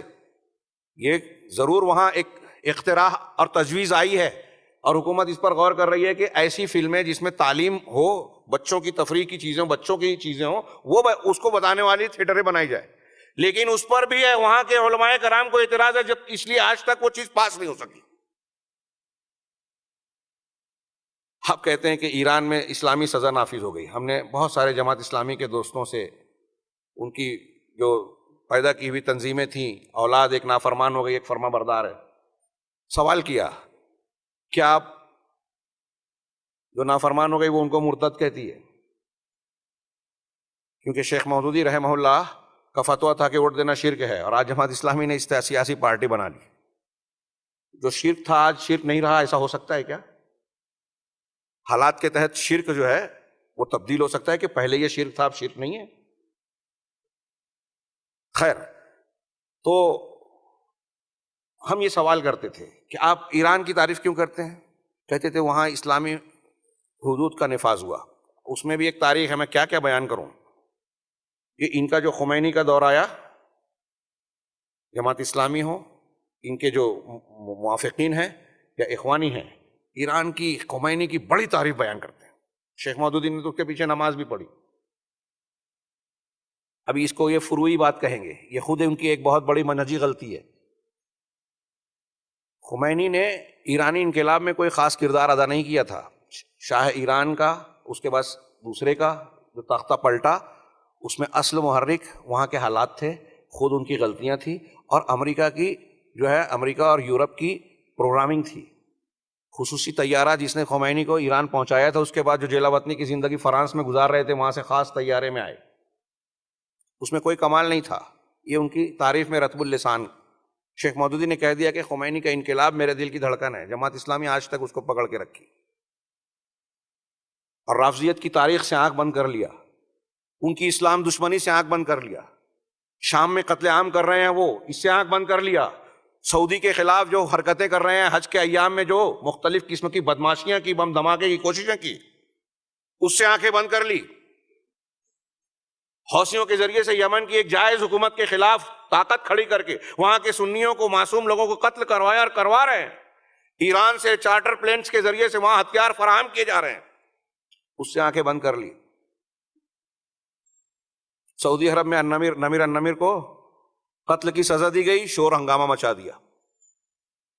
اس کو کیوں سزا دی گئی اس سے مطلب نہیں ہے، اس نے کئی لوگوں کو وہاں قتل کیا تھا، وہاں سازش کی کوششیں کی تھی۔ سعودی عرب کے ایسی خبریں جو غیر مصدقہ بھی ہوتی ہے، اس پر یہ طوفان برپا کر دیتے ہیں، لیکن ایران کے حوثیوں کی طرف سے حرم پر راکٹ مارا جاتا ہے، میزائل مارا جاتا ہے، میڈیا میں خاموشی ہے، یہاں کوئی احتجاج نہیں ہو رہا ہے۔ احواز ایک خطہ ہے سنی عربوں کا جو ایران کے قبضے میں 1924 سے ہے، دھوکے سے اس نے اپنے قبضے میں لیا، اور اس وقت سے آج تک لاکھوں سنیوں کو وہاں جو ہے قیدی اور بندی بنا کر رکھا ہے۔ اس علاقے میں ایران نے ابو بکر اور عمر اپنے بچوں کا نام رکھنے سے منع کر رکھا ہے، عربی زبان کو پڑھانے سے منع کر رکھا ہے۔ کوئی آدمی، کوئی سنی اپنی بیٹی کا نام عائشہ نہیں رکھ سکتا، یہ میڈیا میں نہیں آئے گا۔ ہمارے اخوانی، جماعت اسلامی، اور یہ کہیں گے پروپیگنڈا ہے۔ کہ غلط بات ہے. آج نیٹ کا زمانہ ہے، آپ سچائیاں معلوم کیجئے. جو پروپیگنڈا ہوتا ہے آپ اس کو پھیلاتے ہیں، اور جو سچی خبریں اس کو پروپیگنڈا کہہ کے رد کرتے ہیں. تو میں پہلی بات عرض کر رہا تھا، بات پھیل رہی ہے کہ ان کے یہاں پہلی بنیاد یہ نظر آئے گی کہ توحید کو، توحید الوہیت کو یہ بنیاد اپنی نہیں بناتے. کیا مطلب یہ کہنے کا؟ سب سے بڑی بات ہے میرے نزدیک، سب سے بنیادی اہم بات ہے. اگر اس ایک چیز کو سمجھ لیں تو لمبی کوئی دوسری تقریر کا کوئی دوسرا نقطہ میں بیان نہ کروں. ہمارے نوجوان جو اس قسم کی تحریکوں سے متاثر ہو رہے ہیں، اس ایک بات کو سمجھ لیں تو کافی ہے آپ کے لیے. لیکن افسوس کہ مجھے نہیں لگتا کہ میں سمجھا پاؤں گا اور لوگ سمجھ پائیں گے.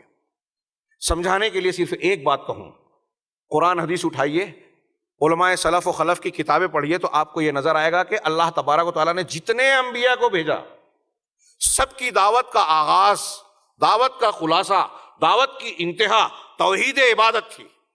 وَلَقَدْ بَعَثْنَا فِي كُلِّ أُمَّةٍ رَسُولًا أَنِ اعْبُدُوا اللَّهَ وَاجْتَنِبُوا الطَّاغُوتَ. یہ قرآن کا ارشاد ہے کہ ہم نے ہر امت میں ایک رسول مبعوث کیا، بھیجا. سب کی رسالت کیا تھی؟ رسول بھیجا یعنی پیغامبر، پیغام دے کر بھیجا. تو ان کا پیغام کیا تھا؟ أَنِ اعْبُدُوا اللَّهَ وَاجْتَنِبُوا، کہ عبادت صرف اللہ کی کرو اور طاغوت سے بچو. صرف اللہ کی عبادت ہو اور طاغوت سے بچا جائے. نوح علیہ السلام نے، آپ نے بارہا سنا ہوگا، 950 سال دعوت دی، اور توحید اور آخرت کی تعلیم سے، رسالت کے ثبوتوں سے آگے ان کا درس سبق بڑھا ہی نہیں. کیونکہ ان کی قوم کے اکثر لوگ، بہت انگلیوں پر گنے چنے لوگ جو ہیں اسلام قبول کیا انہوں نے. باقی امت نے توحید کو قبول نہیں کیا. جب توحید قبول نہیں کیا تو سبق آگے نہیں بڑھا. نبی کریم صلی اللہ علیہ وسلم مکہ کی زندگی میں 13 سال تک توحید اور عقیدے کی بنیادیں بتاتے رہے. نماز کے احکامات اور دوسرے تمام فرائض اور حقوق کے سب مدینہ میں آئے. مکہ والوں نے جب تک اس کو مانا نہیں، اسی کی دعوت دیتے رہے. اللہ کے رسول صلی اللہ علیہ وسلم، بخاری مسلم کی روایت ہے، حضرت معاذ بن جبل کو جب یمن بنا کر، گورنر بنا کر، داعی بنا کر بھیجنے لگے تو کیا تلقین کی، نصیحت فرمائی. کہا انک تاتی قوم من اہل الکتاب، تم اہل کتاب کی ایک قوم کے پاس جا رہے ہو. فَلْيَكُنْ أَوَّلَ مَا تَدْعُو إِلَيْهِمْ شَهَادَةُ أَن لَا إِلَهَ إِلَّا اللَّهُ. تو تمہاری دعوت کا سب سے پہلا جز، پہلی دعوت جو تم ان کو جس چیز کی طرف دعوت دو گے، وہ پہلا سبق یہ ہونا چاہیے کہ اللہ کے سوا کوئی معبود برحق نہیں ہے اور محمد اللہ کے رسول ہے صلی اللہ علیہ وسلم. پہلی دعوت کون کہہ رہا ہے؟ یہ نبی کریم صلی اللہ علیہ وسلم فرما رہے ہیں. لیکن آپ اخوان المسلمین اور ان کی ہم فکر تحریکوں کے اصول کو اٹھا کر دیکھیے، اغراض و مقاصد کو اٹھا کر دیکھیے، تو اس میں آپ کو توحید عبادت کو یہ مقام نہیں ملے گا جو انبیاء کرام علیہم الصلاۃ والسلام کی، تمام انبیاء کی دعوت کا مشترکہ متفقہ اصول تھا، پہلا اصول. اور اگر یہ کچھ کہتے بھی ہیں توحید اور شرک سے متعلق، تو ان کا معاملہ جزئی ہوتا ہے کہ حکومت میں توحید چلے گی اور عام زندگی میں آپ رافضی ہو چلے گا، صوفی ہو چلے گا، وحدت الوجود کو مان رہے ہو چلے گا. ارے فاتحہ کرو کہ نہ کرو ایک ہو جاؤ، میلاد پڑھو کہ نہ پڑھو ایک ہو جاؤ، شرک کرو کہ نہ کرو ایک ہو جاؤ. یہ آخری جملہ میں نے کہا ہے، یہ وہ نہیں کہیں گے. ایسی ہی ایک مجلس میں ہمارے جماعت اسلامی کے ادارے میں نے پڑھایا، وہاں درس ہوا، ایک ذمہ دار نے یہی بات کہی، اتحاد و اتفاق پر درس ہوا. کسی صاحب نے سوال کیا بعد میں کیسے اتحاد ہوگا، تو انہوں نے کہا کہ یہ فروعی مسائل اس میں کیوں پڑھتے ہیں، فاتحہ کر سکتے کہ نہیں کر سکتے، میلاد پڑھ سکتے کہ نہیں پڑھ سکتے، اور اس طرح کی باتیں کہی. تو میں نے ان سے سوال کیا کہ کیا یہ آپ کے نزدیک فروعی مسئلہ ہے؟ کافی رد و قدح کے بعد میں نے کہا شیخ آپ یہ کہہ رہے ہیں کہ شرک کرو کہ نہ کرو ایک ہو جاؤ. کہا ہم نے یہ کب کہا؟ کہ یہی تو کہہ رہے ہیں ہم. میلاد، فاتحہ، نیاز اور دوسری بہت ساری چیزیں، قبر پرستی کی یہ باتیں جن کو آپ فروعی مسئلہ کہہ رہے ہو، کیا وہ فروعی ہے؟ کسی ایک نبی کی دعوت بتائیں گے آپ جس نے شرک کو برداشت کیا ہو، شرک اکبر چھوڑیے شرک اصغر کو برداشت کیا ہو. صحابی نے اگر کہہ دیا رسول اللہ صلی اللہ علیہ وسلم کے سامنے ماشاء اللہ و شئت، جو اللہ چاہے اور آپ چاہیں، تو کہا اجعلتنی للہ ندًا، کیا تو نے مجھے اللہ کے برابر بنا دیا؟ قل ماشاء اللہ وحدہ، یہ کہو کہ جو اللہ اکیلا چاہے. کیا کسی نبی نے ان اقیم الدین ولا تتفرقوا فیہ، یہ سورہ شورى کی جو آیت آپ نے پیش کی، تحریکیت کی بنیادی آیت بیان کرتے اس کو، کہ سب انبیاء کی طرف ہم نے وحی کی، ابراہیم کا، نوح کا، عیسیٰ کا اور تمام رسولوں کا یہ پیغام تھا، سب کی طرف یہ وحی کی کہ ان اقیم الدین کو اقامت کرو، قائم کرو، اور اس میں فرقہ فرقہ نہ بن جاؤ. تو دین کو قائم کرنا، میں نے سوال کیا کہ کون سا دین قائم کیا جائے؟ وہ دین جس میں شرک ہو، وہ دین جس میں صحابہ کو گالی دی جائے، وہ دین جس میں قرآن کو محرف مانا جائے، وہ دین جو تمام حکام تمام مسلمانوں کو کافر اور جاہلی بتائے۔ اخوان فکر تو یہی کہتی ہے، ایک طرف کہتے ہیں سب ایک ہو جاؤ، اور دوسری طرف سید قطب صاحب یہ کہتے ہیں، شیخ علی الاشماوی کہتے ہیں کہ ہماری فکر کو جو نہیں مانتا وہ مسلمان ہی نہیں ہے۔ فی ظلال القرآن کا مطالعہ کیجئے، وہ تمام مسلمانوں کو آج کے جاہلی مسلمان کہتے ہیں، حکام مسلمین کو پورے کے پورے کافر کہتے ہیں۔ ابھی وہ بات آگے آئے گی۔ تو ایک طرف یہ افراط و تفریط پائی جاتی ہے، ایک طرف خارجیت اور ایک طرف صوفیت، کہ رام اور رحیم ایک ہی ہیں۔ یہی تو فکر آپ کہہ رہے ہیں، گائے بھی گابن بیل بھی گابن، یہ بھی صحیح اور یہ بھی صحیح، سب چلیں گے۔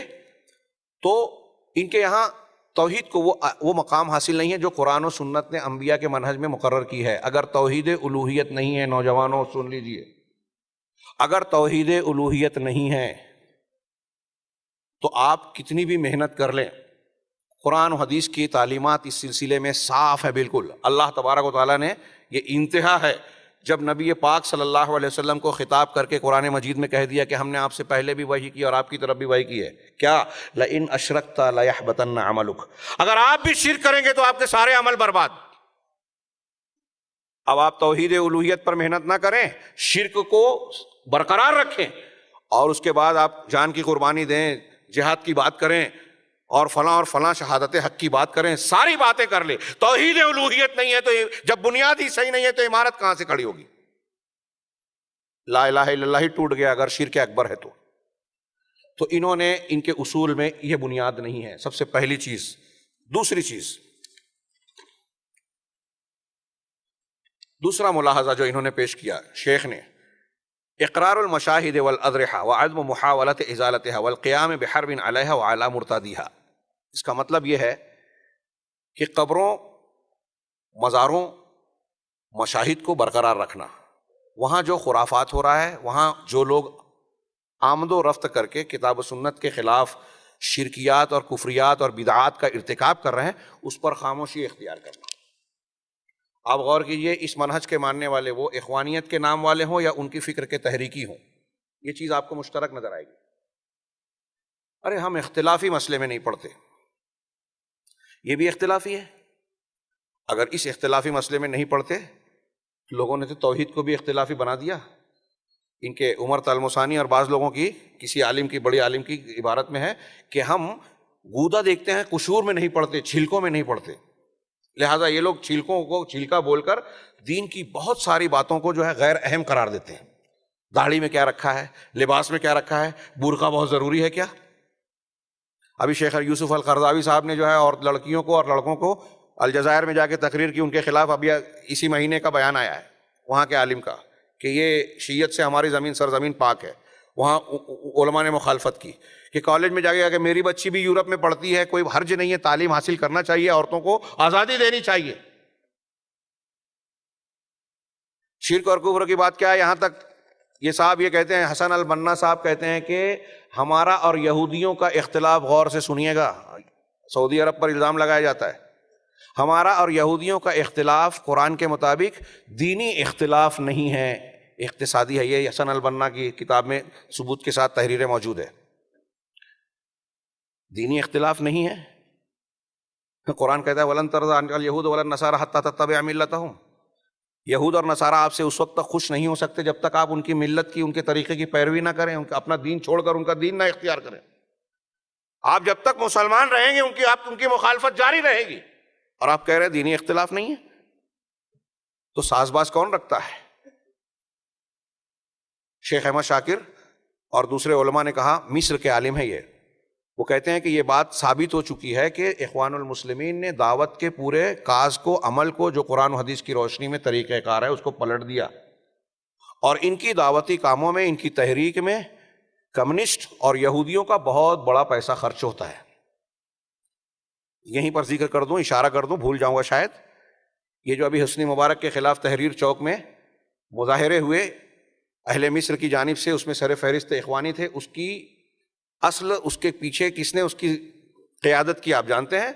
اوائل عباس غنیم نام کا آدمی نے، یہ مصر میں یہودی ایجنسی جو گوگل ہے جو انٹرنیٹ کی، اس کے ایک خاص آدمی کا خاص ایجنٹ تھا، گوگل کا نمائندہ تھا، اور اس گوگل کے اپنے قائد سے وہ ہدایات لے رہا تھا اور یہ ان کی قیادت کر رہا تھا۔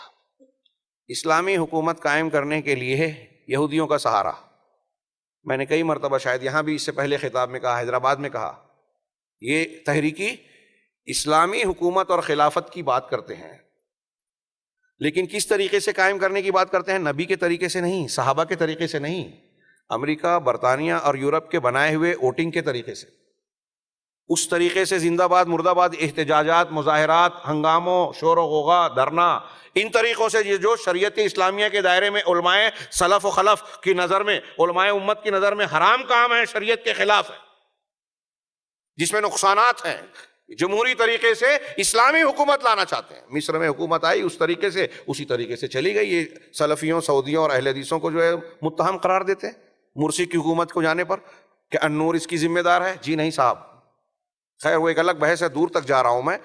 یہاں دوسری بات جو ہے کہ شیخ حسن البنا اور ان کے جو رفقا ہیں یا دوسرے جو لوگ ہیں ان کے ہم فکر ہیں، ان لوگوں کی کوششیں دعوت و تبلیغ میں آپ یہ نہیں دیکھیں گے کہ قبروں کی پرستش کو روکنے کی کوشش کرتے ہوں، بت پرستی، قبروں پر جو عرس اور میلاد اور اس قسم کی خرافات ہوتی ہیں جو کتاب و سنت کے خلاف ہیں، جو چیز قوم نوح کے درمیان کفار مکہ کے یہاں جو شرک تھا وہ اس امت میں ان قبروں کے نام سے بہت سارے لوگ کر رہے ہیں، اس پر یہ خاموشی اختیار کر رہے ہیں۔ اور حیرت انگیز بات یہ ہے کہ شیخ حسن البنا سیدہ زینب کی مصر میں جو قبر ہے اس پر جو سالانہ عرس اور میلہ لگتا تھا اس میں شریک ہوتے تھے اور اس میں تقریر کرتے تھے، اور پوری تقریر میں کبھی بھی انہوں نے قبر پر جو خرافات کی جاتی ہے، وہاں جو نظر و نیاز مانی جاتی تھی، وہاں چڑھاوے چڑھائے جاتے تھے، وہاں سجدے اور مختلف قسم کی عبادتیں کی جاتی تھی، اس کے خلاف ایک جملہ بھی نہیں کہا۔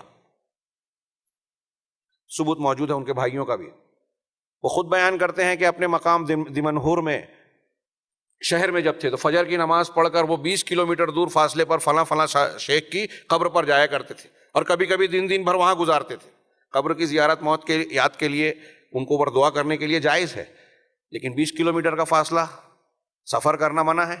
20 کلومیٹر کا فاصلہ طے کر کے آپ قبر پر جا رہے ہیں، اور پھر وہاں بہت ساری خرافات ہو رہی ہیں، اور آپ اس کو لوگوں میں بیان کر رہے ہیں۔ ایک عام آدمی، عام مسلمان سنے گا تو یہی سمجھے گا کہ چونکہ فلاں اس صاحب قبر کی قبر پر لوگ ان کی تعظیم کے لیے جاتے ہیں، ان سے برکت حاصل کرنے کے لیے جاتے ہیں، یا تو ان سے دعا مانگے، یہ حرام ہے، شرک ہے، یا ان کو وہاں اللہ کی عبادت کرنے کو زیادہ بہتر اور مستحب عمل سمجھیں، یہ بدعت اور گناہ کبیرہ ہے۔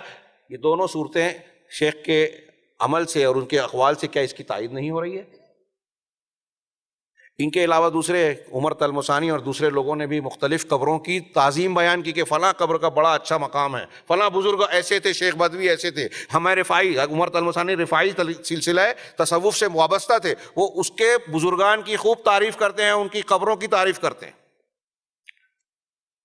اس کو توڑنے کی بات نہیں کرتے۔ نبی کریم صلی اللہ علیہ وسلم نے، حضرت علی کہتے ہیں کہ ایک صاحب کو، کیا ابو الحیاج کو کہا، صحیح مسلم میں ہے، کہ کیا میں تم کو اس کام کے لیے نہ بھیجوں جس پر اللہ کے رسول صلی اللہ علیہ وسلم نے مجھے مبعوث کیا تھا؟ الا ابعثک علی ما بعثنی رسول اللہ صلی اللہ علیہ وسلم، مجھے اس کام کے لیے اللہ کے رسول نے بھیجا تھا کہ میں کوئی بھی قبر جو پختہ دیکھوں اس کو توڑ دوں، اونچی دیکھوں توڑ دوں، اور کوئی بھی بت دیکھوں تو اس کے نقش و نگار کو، اس کے نقوش کو مٹا دوں۔ اللہ کے نبی صلی اللہ علیہ وسلم پختہ قبروں کو توڑوا رہے ہیں، اور یہ اخوانی فکر اور ان کی مرشدین، ان کے ذمہ داران، یہ اس کو قائم رکھتی ہے۔ شیخ حسن البنا کہتے ہیں کہ میں 1 ربیع الاول سے 12 ربیع الاول تک ہر روز نبی کریم صلی اللہ علیہ وسلم کے نام پر نکلنے والی محفلوں اور جلوسوں میں شریک ہوتا ہوں، اس میں عقیدت کے ساتھ شرکت کرتا ہوں۔ کیا یہ سنت کا عمل ہے؟ آپ کہیں گے کہ تو ان کی شخصیت ہے۔ اگر کسی فکر کی قائد کی شخصیت کا جو زاویہ فکر ہوتا ہے، جو موقف اور منہج ہوتا ہے، اس کا اثر ماننے والوں میں آنا ہی ہے، اور یہ حسن البنا کی شخصیت تو وہ ہے، ابھی اس نکات میں آگے ہے اور ان کتابوں میں تفصیل سے ہے، کہ جس کو ان کے ماننے والوں نے یہاں تک کہہ دیا کہ صحابہ کرام سے بھی زیادہ افضل کام کیا انہوں نے دعوت کا، نعوذ باللہ من ذالک۔ صحابہ پر تفضیل اور ترجیح دی ان کو مقام و مرتبے میں، اور شیخ احمدین ازہر میں اخوانیوں سے بحث کرتے ہوئے جب انہوں نے یہ کہا کہ کیا کوئی صحابی کو آپ مثال میں پیش کرتے ہیں جنہوں نے حسن البنا کی طرح کام کیا ہو، تو شیخ احمدین اس پر سخت ناراض ہوئے اور ان کو بہت سخت جملوں سے نوازا کہ تم صحابہ کرام اور ان کا موازنہ کرتے ہو۔ اس پر یوسف القرضاوی صاحب یہ دفاع کرتے ہوئے کہتے ہیں کہ ارے شیخ حسن البنا، شیخ احمدین بلا وجہ حسن البنا کے ماننے والے ایک شخصیت پر جو ان کے معتقد ہیں ان پر برہم ہوئے جا رہے ہیں، یہ تو اس کا ذاتی خیال ہے، ایک شخص کی اپنی رائے کی بنیاد پر آپ کیوں اس کو ٹوک رہے ہیں، بول رہے ہیں۔ یہ کون کہہ رہا ہے؟ یوسف القرضاوی، جو آج کے امیر المومنین ہیں اخوانیوں کے، تحریکیوں کے۔ تو کیا یہ رائے کی بات ہے؟ اس پر علماء نے نکیر کی اور کہا کہ شیخ القرضاوی کو اتنا بھی نہیں معلوم کہ صحابہ کرام کو امت کا سب سے افضل گروہ ماننا یہ ہماری رائے کا معاملہ نہیں ہے۔ قرآن و سنت اور اجماع سلف صالحین سے یہ بات ثابت ہے، یہ عقیدے کا حصہ ہے کہ صحابہ سب سے افضل ہے۔ خیر الناس قرنی ثم الذین یلونہم ثم الذین یلونہم، اللہ کے رسول کا فرمان ہے، سب سے بہترین لوگ میرے زمانے کے ہیں۔ اللہ کے رسول صلی اللہ علیہ وسلم، اللہ تبارک تعالیٰ نے قرآن میں کتنی جگہ پر تعریفیں کی، والسابقون الاولون من المہاجرین والانصار والذین اتبعوہم، کیا من المہاجرین والانصار والذین اتبعوہم باحسان رضی اللہ عنہم، اللہ ان سے راضی ہوا، وہ اللہ سے۔ یہ اللہ اور رسول اللہ صلی اللہ علیہ وسلم کی تعدیل ہے صحابہ کے حق میں کہ یہ قابل قبول ہیں، ان کا ایمان صحیح ہے۔ قرآن نے کہا فَإِنْ آمَنُوا بِمِثْلِ مَا آمَنْتُمْ بِهِ فَقَدِ اهْتَدَوْا، اگر دنیا کے لوگ ویسے ایمان لائے جیسے صحابہ کرام لائے تھے تو ہدایت یاب ہو گئے۔ یہ اللہ کی طرف سے اعلان ہے کہ صحابہ کا ایمان اللہ کے نزدیک ہدایت ہے، ہدایت پر تھے صحابہ، اور صرف ہدایت پر ہی نہیں تھے، لوگوں کے لیے نمونہ بھی ہے۔ ہمارے ایمان کا معیار اس کسوٹی پر پرکھا جائے گا، یہ اللہ کی تعدیل ہے۔ کیا اللہ تبارک تعالیٰ نے شیخ حسن البنا یا بعد کے لوگوں کو ایسا کہا؟ ہمارے اسلاف میں ایسے موٹی کتاب چھپ جائے گی صحابہ کی فضیلت میں، بیان کرتے ہیں جو اقوال ہیں۔ اہل علم نے کہا کہ اگر شیخ حماد بن سلمہ سے کسی نے پوچھا کہ حضرت امیر معاویہ زیادہ افضل ہے یا عمر بن عبدالعزیز، امیر معاویہ رضی اللہ عنہ صحابی رسول، کاتب وحی، جن کی یہ جو ہے اخوانی فکر جن کی تحقیر کرتی ہے، تنقیص کرتی ہے، جو کسی طرح بھی صحیح نہیں ہے، یہ خود ایک ان کا انحراف ہے، منہج سے ہٹا ہوا ہونے کا ثبوت ہے، اہل سنت کے عقیدے سے ہٹے ہونے کا ایک نقطہ ہے۔ تو شیخ امام حماد بن سلمہ رحمہ اللہ سے جب یہ پوچھا گیا کہ امیر معاویہ زیادہ افضل ہیں یا عمر بن عبدالعزیز، تو انہوں نے کیا جامع جواب دیا ایک جملے میں، انہوں نے کہا کہ صحابۃ و اصحاب رسول اللہ صلی اللہ علیہ وسلم لا یقاس بہم احد، کہ رسول اللہ صلی اللہ علیہ وسلم کے صحابہ سے کسی کا بھی موازنہ کیا ہی نہیں جا سکتا۔ یہی بات دوسرے کئی لوگوں نے کہی، عبداللہ ابن مبارک نے تو یہاں تک کہا کہ عمر بن عبدالعزیز رحمہ اللہ اور ان کے موازنے کی بات کرتے ہیں آپ؟ اللہ کی قسم، حضرت امیر معاویہ رضی اللہ تعالیٰ عنہ نے اللہ کے رسول صلی اللہ علیہ وسلم کے ساتھ ایک قدم چل کر اللہ کے رسول کی معیت میں جو جہاد کے سفر میں حصہ لیا تھا، اور اس سفر میں ایک مٹی کا ایک تنکا اور غبار جو ان کی ناک میں گیا، حضرت عمر بن عبدالعزیز اس ناک کے تنکے کے درجے کے برابر بھی نہیں ہو سکتے۔ صحابیت کا یہ مقام ہے۔ یہاں حسن البنا کو ترجیح دی جا رہی ہے تحریکیوں کے یہاں، یہ کہتے ہیں، ہمارے یہاں بھی کہا جاتا ہے اس تحریکی پہ کوئی بھی تنقید سے بالا تر نہیں۔ شیخ مودودی کتاب خلافت الملوکیت کی شرعی حیثیت، امیر معاویہ، مغیرہ بن شعبہ اور عمرو بن عاص رضی اللہ عنہم صحابہ کرام کی انہوں نے جو تنقید کی ہے، اس کی بنیاد پر رافضیوں نے اس کو معاون مطالعہ میں اپنی ایران کی کچھ یونیورسٹیوں میں داخل کر رکھا ہے، اور یہ کہتے ہیں کہ یہ نصاب تعلیم میں بیان کرنے کے لیے کہ مولانا مودودی صاحب نے لکھ دیا تھا۔ ہرگز نہیں، یہ رافضیت اور غلط فکر کا نتیجہ ہے۔ کسی صحابی پر کوئی اہل سنت والجماعت اس طرح کیچڑ نہیں اچھال سکتا۔ اس کا جواب دنیا علم نے ان کی زندگی میں دیا۔ اٹھائیے حافظ صلاح الدین یوسف کی کتاب خلافت الملوکیت کی شرعی حیثیت، یہ کتاب مولانا مودودی رحمہ اللہ کی زندگی میں لکھی، انہیں بھیجا، لیکن آج تک انہوں نے اور جماعت اسلامی نے اس کا جواب نہیں دیا۔ اگر کسی کو برا لگ رہا ہے تو اس سے زیادہ بری لگنے کی بات یہ ہے کہ صحابہ کرام کی شخصیتوں کو نشانہ بنایا جاتا ہے۔ تو دوسری بات، ان کے یہاں ان چیزوں پر نکیر نہیں کی جاتی، یہ ان کی پالیسی کے خلاف ہے۔ ہمارے ایک دوست نے کہا کہ صاحب اسی فکر کے متعلق، عالم تھے، انتقال ہو گیا، اللہ ان کو غریق رحمت کرے، کہا آپ لوگ جو ایک مجلس کی 3 طلاق کو ایک مانتے ہیں، قرآن حدیث کی روشنی میں واقعی صحیح ہے، عقل اور فکر، عقل کی نظر میں بھی وہی بہتر ہے، اور امت کے لیے بھی وہی بہتر ہے. ٹھیک ہے آپ کہنا کیا چاہتے ہیں؟ کہا اس پر تحریک چلائیے, قوم کو اس کی ضرورت ہے. مجھ سے کہنے لگے, میں نے کہا صاحب ہمارا یہ موقف ہے, اہل حدیث حضرات یہ مانتے ہیں, کیا ہندوستان کے مسلمانوں کو اس بات کا علم نہیں ہے؟ کہا ہاں ہے. تو کہا تو پھر ہم جب یہ تحریک چلائیں گے تو لوگ تو یہی کہیں کہ مسلکی کا بات پھیلا رہے ہیں, یہ اپنے مسلک کو اونچا بتانا چاہتے ہیں. کہا ہاں. کہا ٹھیک ہے آپ اپنی جماعت سے, جماعت اسلامی سے یہ کہیے کہ اہل حدیث تو یہ کہتے ہی ہیں, جب آپ یہ مانتے ہیں کہ یہ موقف صحیح ہے, امت کے لیے بہتر ہے, قرآن حدیث کے مطابق یہی درست ہے, تو آپ یہ تحریک چلائیے اپنے اسٹیج سے, تاکہ عوام کو یہ پتہ چلے کہ کل تک جو بات قرآن و حدیث کو ماننے والے یہ کہتے تھے آج یہ بھی کہہ رہے ہیں, اس کا مطلب اس میں بات دم پہ دم ہے, تو شاید قبول کریں لوگ. کہا نہیں نہیں ہم ایسا نہیں کر سکتے. میں نے کہا کیوں نہیں کہہ سکتے؟ کہا یہ ہماری پالیسی کے خلاف ہے. جماعت اسلامی کے رکن کہہ رہے ہیں. کہا ہماری پالیسی کے خلاف ہے. میں نے کہا کیا ایسی کوئی پالیسی ہے قرآن و حدیث میں؟ اس کی ایسی پالیسی کی گنجائش ہے کہ آپ جس بات کو قرآن و حدیث کے مطابق سچ مانتے ہیں, حق مانتے ہیں, اس کو کہہ نہیں سکتے, جس کو غلط مانتے ہیں اس کو روک نہیں سکتے. خاموش ہو گئے. کیا یہ منہج حق ہے؟ جو لوگ اس قسم کی فکر سے متاثر ہو رہے ہیں بتائیے, وہ دنیا کی طاقتوں سے لڑنے کی بات کرتے ہیں. وہ یہ کہتے ہیں کہ حکومت میں شرک نہیں چلے گا, طاغوتی حکم نہیں چلے گا.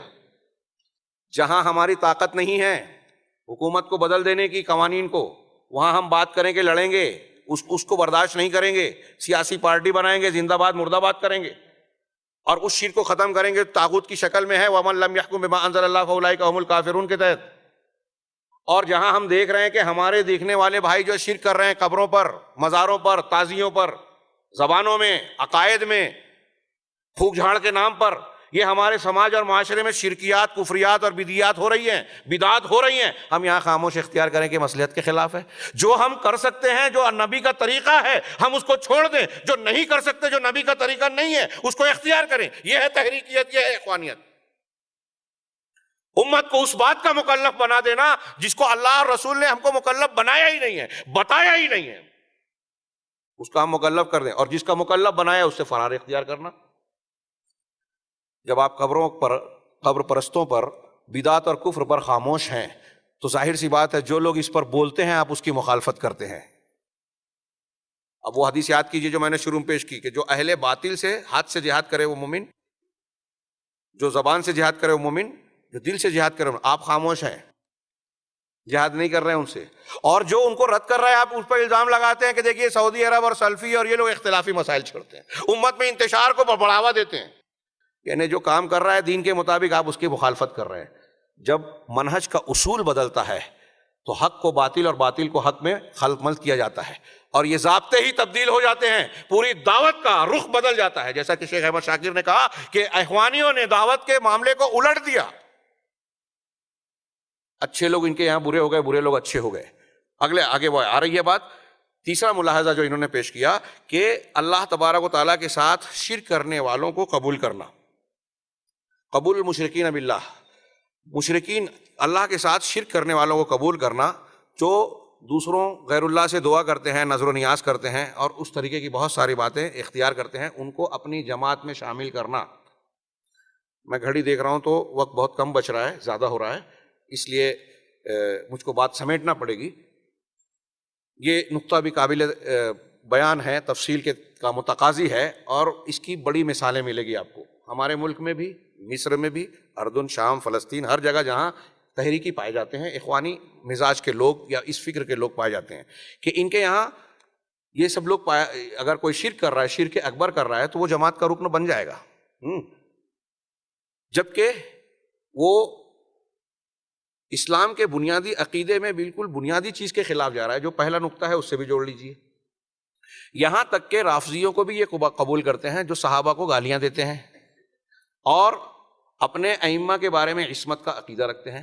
یہاں اتنی ہی بات کہی, لیکن اگر شیعوں کی آپ تفصیل پڑھیں تو وہ موجودہ جو قرآن ہم مانتے ہیں اس قرآن کو نہیں مانتے. وہ کہیں گے, آپ پوچھیں گے تو کہیں ہاں قرآن کو مانتے ہیں. آپ پوچھئے کہ الف لام الحمد سے لے کے والناس تک جیسا ہے ویسا ہی مانتے ہو؟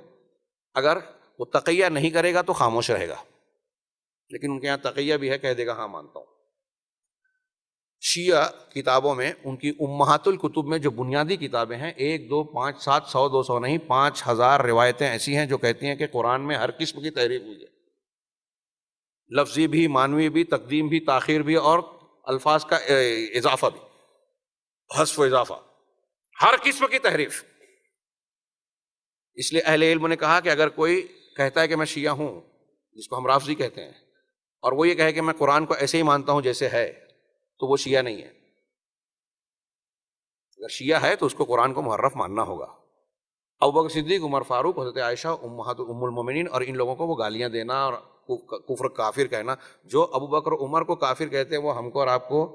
ابھی آئے تھے ایرانی صدر ہندوستان میں، دعوت دیا کہ اتحاد کی دعوت دے رہے ہیں، ہمارے یہاں لوگ ہاتھوں ہاتھ لیتے ہیں تحریکی۔ سلمان صاحب جنہوں نے شروع میں ابو بکر البغدادی کی تعریف کی تھی داعش کی، بعد میں جو ہے وہ سلفیوں کے سعودی کے خلاف ہو گئے، اور یہ کہتے ہیں کہ داعش ان کی ساتھی ہے اور داعش کے خلاف بات کرنے لگے۔ اور ابھی انہوں نے کیا کچھ بیان کیا؟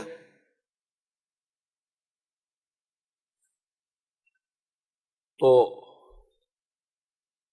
یہ ایک طرف اتحاد کی دعوت دے رہے ہیں، دوسری طرف حوثی رافضی سنیوں کا قتل عام کر رہے ہیں یمن میں۔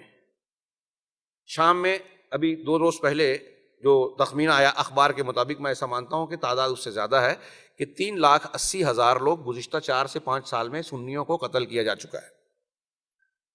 وہاں روافظ بالکل سامنے سامنے ہیں، بشار الاسد کے ساتھ ہے، رشیا کی فوج کے ساتھ ہیں، اور یہ حزب اللہ بھی ان کے ساتھ دے رہی ہے، شام میں بھی اور یمن میں بھی، عراق میں بھی۔ عراق کے پیٹرول کا 25% اس وقت ایران کو جا رہا ہے۔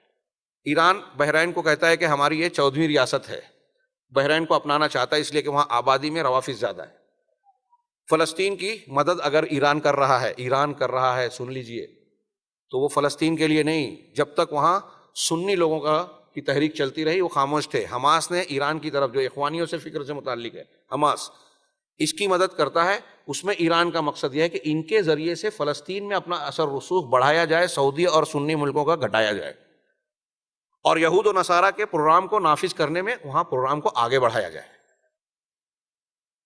اب یہ اخوانی ان کا ساتھ دیتے ہیں، اور میڈیا سے لے کر ہر محاذ پر ان کا تعاون کرتے ہیں، ان کی فکر کو عام کرتے ہیں، ان کا دفاع کرتے ہیں، ان کی برائیوں پر پردہ ڈالتے ہیں، جبکہ انہوں نے عالم اسلام کے لیے کبھی کچھ نہیں کیا، پوری اسلامی تاریخ میں کچھ نہیں کیا۔ حضرت عثمان غنی رضی اللہ تعالیٰ عنہ کی شہادت، حضرت علی کی شہادت سے لے کر عمر فاروق کی شہادت سے لے کر آج تک سقوط بغداد، جس میں 9 لاکھ 10 لاکھ مسلمانوں کو تہہ تیگ کیا گیا، ہر جگہ روافظ کا ہاتھ ملے گا۔ حضرت عمر کے زمانے میں باقاعدہ یہ لوگ نہیں تھے، لیکن ایرانی فکر تھی، وہ فکر اندر پنپ رہی تھی، سبائی ٹولہ بن رہا تھا، تشکیل پا رہا تھا، ہر جگہ نظر آئیں گے، آج بھی قتل عام میں ہر جگہ نظر آئیں گے۔ ہندوستان میں ہمارے خلاف سازشوں میں ابھی یہ وسیم رضوی کا جو بیان آ رہا ہے، کون ہے یہ؟ اس میں یہ بھی ہے، ان کے اخوانیوں کی فکر میں یہ حصہ بھی ہے کہ ہم میں سے ایک آدمی بم دھماکہ کرے، دوسرا اس کی برائی بیان کرے۔ ایک طرف ان کی ہم اندر سے چال چلیں، تاریخ سویدان بحرین میں ایرانی وفد جب وہاں لائبریری کا دورہ کرنے گیا تو اس نے کہا کہ تم صحابہ کرام کو برا کہتے ہو، ہمیں پتہ ہے، لیکن ہمارے سامنے مت بولا کرو، پیٹھ پیچھے بولو، کوئی حرج نہ۔ یہ اخوانی لیڈر ہے بحرین کا، تاریخ سویدان۔ وقت بہت کم بچا ہے، یہ میں صرف نکات پیش کر رہا ہوں۔ ایک نکتہ یہ ہے کہ ان کے شیخ حسن البنا کئی بدعتی اور قبر کی میلاد کی محفلوں میں حاضر ہوئے اور اپنا خطبہ پیش کیا، گویا ان کی تائید کی۔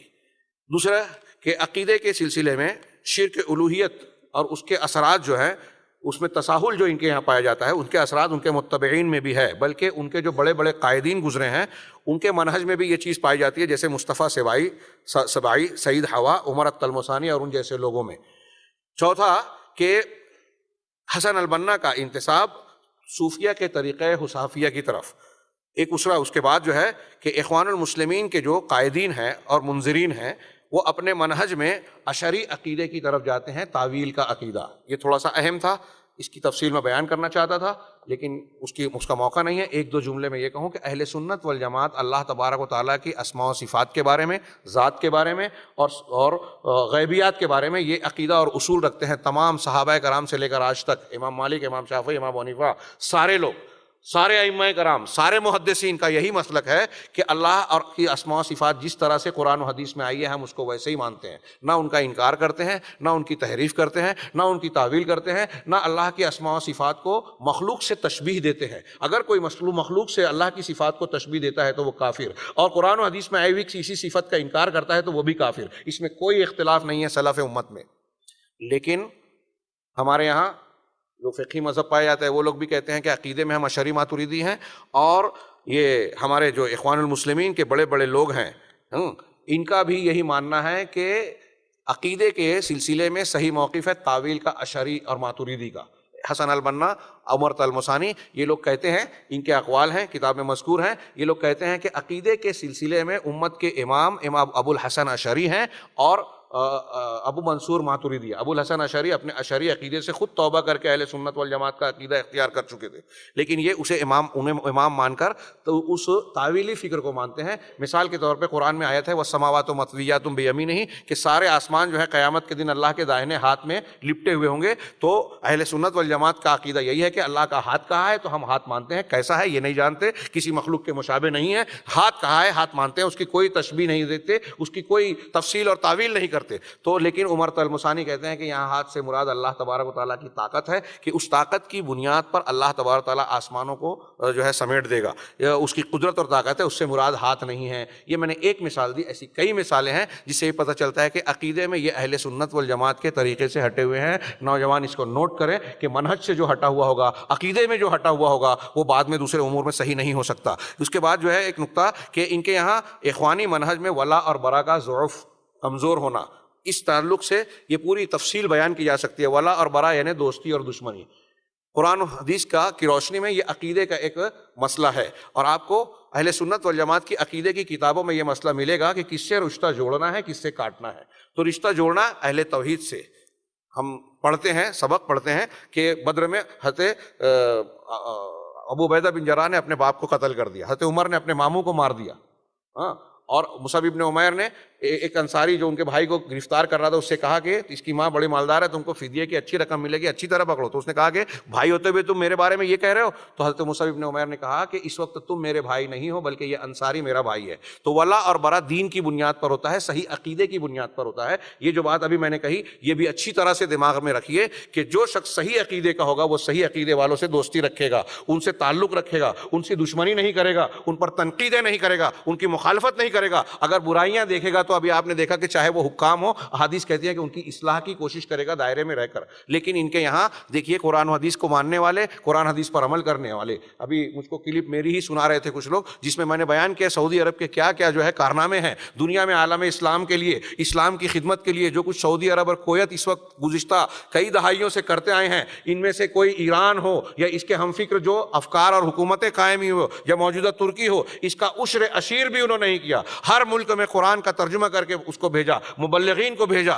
عیسائیوں نے جو یہ قسم کھائی تھی، عیسائی مبلغین نے کہ 2000 کے آتے آتے ہم بر اعظم افریقہ کو مسلم اکثریت سے عیسائی اکثریت والا بر اعظم میں تبدیل کر دیں گے، دعوت کا وہاں ایسا کام کریں گے۔ اکیلے سعودی عرب کے شاہ فہد نے اپنے دعات کو وہاں مامور کیا کہ جا کے اس کا مقابلہ کرو، تم کو جو چاہیے ہم دیں گے، لیکن اسلام کی تبلیغ کرو، اسلام کا دفاع کرو۔ ان مسلمانوں کو جن کو یہودی عیسائی مبلغین شکار کرنا چاہتے ہیں ان کو بچانے کی کوشش کرو۔ اس کا نتیجہ یہ ہوا کہ پورے چپے چپے میں کہیں ہر چپے چپے میں اسلامک سینٹر سعودی عرب کے تعاون سے کھولے گئے، اور دیکھتے ہی دیکھتے نہ صرف یہ کہ مسلمانوں کو اسلام کے میں مضبوط کیا گیا بلکہ کئی 100 عیسائی مبلغین وہاں مسلمان ہو گئے۔ یہ کس کی کوششیں تھی؟ یہ سعودی عرب کی کوششیں تھی، جس نے ویٹیکن سٹی میں اسلامک سینٹر بنایا۔ یورپ میں آج جو اسلام پھیل رہا ہے تو یہ ان لوگوں کی وجہ سے نہیں جو تحریکی ہیں، جو مسلمانوں کے خلاف دوسروں کے اعلی کار بنتے ہیں، بلکہ سعودی عرب اور کویت نے جو وہاں جو مبلغین مقرر کیے، وہاں کے لوگوں کو اپنے جامعات میں داخلہ دے کر مسلمان عالم بنا کر یورپ کے حلقوں میں بھیجا، دعوت و تبلیغ کے وسائل دیے۔ احمد دیداد ہوں، محمد علی قلعے ہوں، ڈاکٹر ذاکر نائک ہوں یا جو بھی ہو، دعوت و تبلیغ کے نام پر وہاں سے جو مدد ملتی رہی، اس کی بنیاد پر یورپ میں اور دنیا کے خطے میں اسلام کی دعوت کا جو ڈنکا بج رہا ہے، اس میں سب سے بڑا کردار سعودی عرب کا۔ اور وہی آج نشانہ ہے یہود و نصارہ کا. اور ہمارے یہ اخوانی یہ کہتے ہیں کہ سعودی عرب جو ہے یہود و نصارہ کا اعلی کار ہے, اندر سے ان کی دوستی ہے, یہ فلاں اور فلاں سے تعلق رکھتے ہیں. ابھی قطر کے مقابلے میں جو الزامات ہمارے یہاں کا میڈیا ایران پر, سعودی عرب پر دیتا تھا, وہ ساری چیزیں اس سے زیادہ قطر میں پائی جاتی ہیں. قطر میں امریکہ کا سینٹر ہے, قطر میں امیر کی بیوی جو ہے بے حجاب رہتی ہے, دین سے دور ہے, اور نہ جانے کیا کیا چیزیں ہیں. لیکن جیسے ہی سعودی عرب اور قطر میں ٹھنی تو ہمارے سارے اخوانیوں اور میڈیوں نے قطر کا ساتھ دینا شروع کر دیا, سعودی عرب کی مذمت میں جو ہے رطب اللسان میں اپنے قلم کو سیاہ, صفحات کو سیاہ کرنا شروع کر دیا, عام پروپیگنڈا کر دیا, اور ہمارے سادہ لوگ جو ہیں اس کو مان لیتے ہیں. ظاہر سی بات ہے کہ یہود و نصارہ کا پروپیگنڈا اگر کسی کو نشانہ بنا رہا ہے تو اس سے بھی اندازہ لگا لینا چاہیے کہ یہ ان کو کھٹکتا ہے. بہرحال ان کے یہاں ولا اور برا, دوستی اور دشمنی کا معیار بگڑ گیا. اب جو دین کے دشمن ہیں وہ ان کے دوست ہیں, جو دین کے دوست ہیں وہ ان کے دشمن ہیں.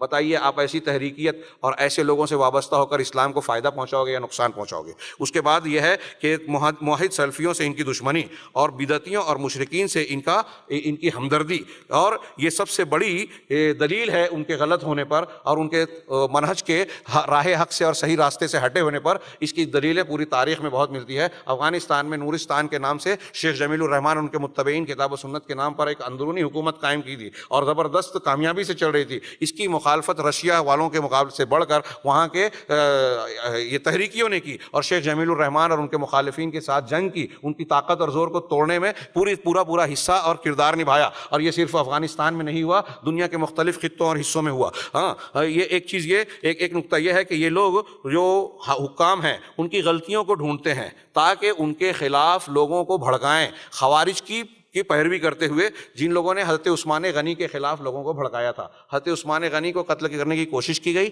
ناکام ہو گئے, اور پھر جس نے قتل کیا وہ بھی خوارج کی کوششوں کا نتیجہ تھا, اس کو بھڑکایا تھا. اور پھر اس کے علاوہ حضرت علی رضی اللہ تعالیٰ عنہ کو قتل کیا کس نے؟ عبد الرحمن ابن ملجم نے. میں نے کئی جگہ تقریروں میں بیان کیا, یہ قرآن کا بہت اچھا قاری تھا, بڑا نیک تھا. حضرت عمرو بن عاص نے جب مصر کو فتح کیا تو حضرت عمر فاروق کو خط لکھا کہ یہاں قرآن پڑھانے والے کسی آدمی کو بھیجیے, نئے مسلمانوں کو قرآن سکھانے کی ضرورت ہے. تو انہوں نے خط لکھ کر اس آدمی کو بھیجا, عبد الرحمن بن ملجم کو, حضرت عمر فاروق نے, کہ یہ قرآن کا بہت ہی اچھا قاری ہے, میں تمہارے مطالبے پر, میں اپنے آپ پر اس کو تمہارے لیے ترجیح دے رہا ہوں, اس کو تم اچھا رہنے کا انتظام کرو اور اچھی تعلیم کا نظم کرو, ایک اچھا مقام دے دو, یہ لوگوں کو قرآن سکھائیں گے. یہ مصر گیا, مصر میں ہی تھا, یمن میں جب عبداللہ بن سبا اور اس کا فتنہ اٹھا اور وہاں سے اس نے بہت ساری باتیں سنی تو اس نے خارجیت کو قبول کیا اور پھر خارجیوں سے منسلک ہو گیا. اور اس کے بعد اسی نے جو ہے حضرت علی کے قتل کی جب سازش بنی, 3 لوگوں کو ایک ہی وقت میں قتل کرنے کی, عثمان غنی, حضرت علی, حضرت عبداللہ عمرو بن عاص کو, تو اس میں اس نے اپنے آپ کو پیش کیا کہ حضرت علی رضی اللہ عنہ کو میں قتل کروں گا. نیک انسان. آپ کو نوجوان دھیان دیجئے کہ خارجی فکر جو ہے مسلمانوں کو کافر بناتی ہے, صحابہ کرام کو کافر بناتی ہے, ان کو قتل کرنے کا فتویٰ دیتی ہے. اس لیے یہ جو آج مسلمانوں کو کافر قرار دے کر واجب القتل کہتے ہیں عالم اسلام میں, یہ اخوانی اور بہت سارے لوگوں کو, مصر کے کئی وزیروں کو, شام کے کئی مسلمانوں کو انہوں نے قتل کیا یہ فتویٰ دے کر, جبکہ یہ کام حکومت کا ہے. وہ اسلامی اصولوں کے مطابق یہ ہر ایک کا کام نہیں ہے کہ میں کسی کو کہہ دوں کہ یہ کافر ہے اور اس کو گولی مار دوں, یہ جائز ہی نہیں ہے. اگر یہ ایسا ہو بھی تو یہ حکومت کا کام ہے, اور حکومت اور قاضی اگر نہیں ہے تو یہ عوام کا کام نہیں ہے. بہرحال انہوں نے بہت سارے وزراء کو, نقراشی اور دوسری مثالیں ہیں جو کتابوں میں بیان کی گئی ہیں, ان کو قتل کیا. تو انہوں نے حضرت علی رضی اللہ تعالیٰ عنہ کو عبد الرحمن بن ملجم نے شہید کیا, اور اس کے بعد اس کو شرمندگی بھی نہیں تھی. یہ کہتا تھا کہ مجھ کو جب سزا میں قتل کرنا تو گردن مار کر یکلخت نہیں مارنا, بلکہ میرے ایک جسم کے ایک حصے کو کاٹ کر مجھے مارنا. تو یہ جو حکمرانوں کی غلطیاں ڈھونڈنے کا مزاج اور ان کی مخالفت کرنا, اور ان کو جو ابھی آپ نے پچھلے خطاب میں سنا اس کی روشنی میں غور کیجئے, یہ خارجیت کی یہ فکر جو ہے اخوانی فکر میں, تحریکی فکر میں کوٹ کر بھری ہے, اور آج عالم اسلام میں اس نے بے چینی پھیلا رکھی ہے. ہمارے بعض سلف کا کہنا ہے, سہل بن عبداللہ تستری کا ایک بہترین قول ہے کہ امت اس وقت تک خیر میں رہے گی جب تک سلطان, حاکموں, مسلمان حاکموں اور علماء کی تعظیم کرتے رہے گی. جیسے ہی ان کی عزت سماج اور معاشرہ نہیں کرے گا, علماء کی عزت نہیں کرے گا, ان کو مقام نہیں دے گا, اور حکام مسلمین کو مقام نہیں دے گا, مسلمانوں کی طاقت پارا پارا ہو جائے گی اور خیر میں نہیں رہے گی. اس کی اور بھی بہت ساری دلیلیں دی جا سکتی ہے. اس کے علاوہ اخوان کے یہاں جو بیعت دی جاتی ہے, انہوں نے 10 ارکان مقرر کیے ہیں. وہ بیعت کے خود یہ جو بیعت لی جاتی ہے, یہ بیعت غیر اسلامی ہے, بدعتی ہے. اسلام میں 2 بیعت ہیں, ایک اسلام قبول کرنے والی جو اللہ کے رسول صلی اللہ علیہ وسلم اور صحابہ کرام کے زمانے میں لی جاتی تھی, آج بھی لی جاتی ہے, کچھ لوگوں نے کہا وہ بھی ختم ہو گئی. اور دوسری بیعت ہے مسلم حاکم جو ہے اپنی حکومت کی سمع و طاعت کی بیعت لیتا ہے. اس کے علاوہ جو بیعتیں آج جاری ہیں صوفیوں کے یہاں یا یہ اخوانیوں کے یہاں, ہمارے یہاں جو لوگ فلاں جماعت کے رکن بنتے ہیں اور بیعت کرتے ہیں، یہ بیعت اہل علم کے نزدیک بدعت ہے۔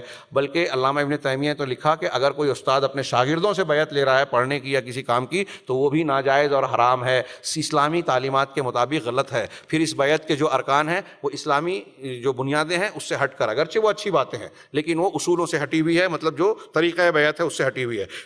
ایک نقطہ یہ ہے کہ حسن البنا نے 20 قاعدوں کو اپنی جماعت کے لیے جو ہے راستہ بنایا، اور اسی 20 کو وہ لوگ اختیار کرتے ہیں، اس کو اپنے دین کا منہج اور اصول مانتے ہیں۔ اور جب کسی قائد کو آپ نے بہت اچھا مان لیا کہ اس کی بات ماننی ہے تو نتیجہ اس کا یہ نکلتا ہے کہ اسی کی بنیاد پر والا اور برا ہوتا ہے، دوستی اور دشمنی ہوتی ہے۔ اس کو جو ہے قرآن و حدیث کے اصولوں سے اللہ کے رسول صلی اللہ علیہ وسلم کی تعلیمات کے مقابلے میں زیادہ اہم سمجھا جانے لگتا ہے اور اس کو ترجیح دی جانے لگتی ہے اللہ اور نبی کے متعلق میں۔ اور یہاں اس سلسلے میں جو غلو ان کے یہاں پایا جاتا ہے اس کی مثالیں دینے کا موقع نہیں ہے کہ اس کے نتیجے میں یہ صورت بنتی ہے کہ اتخذوا احبارهم ورهبانهم اربابا من دون اللہ والی شکل بنتی ہے کہ اپنے علماء کو، اپنے قائدین کو اللہ کو چھوڑ کر رب بنا لیتے ہیں۔ اور اس کے نتیجے میں ایک بہت اہم نقطہ ہے جو اس میں نہیں بیان کیا گیا، وہ میں بیان کر رہا ہوں، وہ یہ کہ ان کے یہاں حدیثوں کی تخفیف پائی جاتی ہے۔ اگر کوئی بخاری مسلم پڑھ رہا ہے کہتا ہے کیا ان چیزوں میں پڑھے ہوئے ہو، کیا حیض و نفاس کے مسائل پڑھ رہے ہو، کیا ان فروعی مسائل میں پڑھے ہوئے ہو، چھوڑو ان چیزوں کو، آج دنیا کی چیزیں پڑھیے۔ جو قرآن و حدیث کو پڑھنے والے ہیں، مفسرین قرآن ہیں، ان کو کہتے ہیں کہ یہ علماء سطحیت پسند ہے، ان کو تو بس احکام و مسائل معلوم ہے،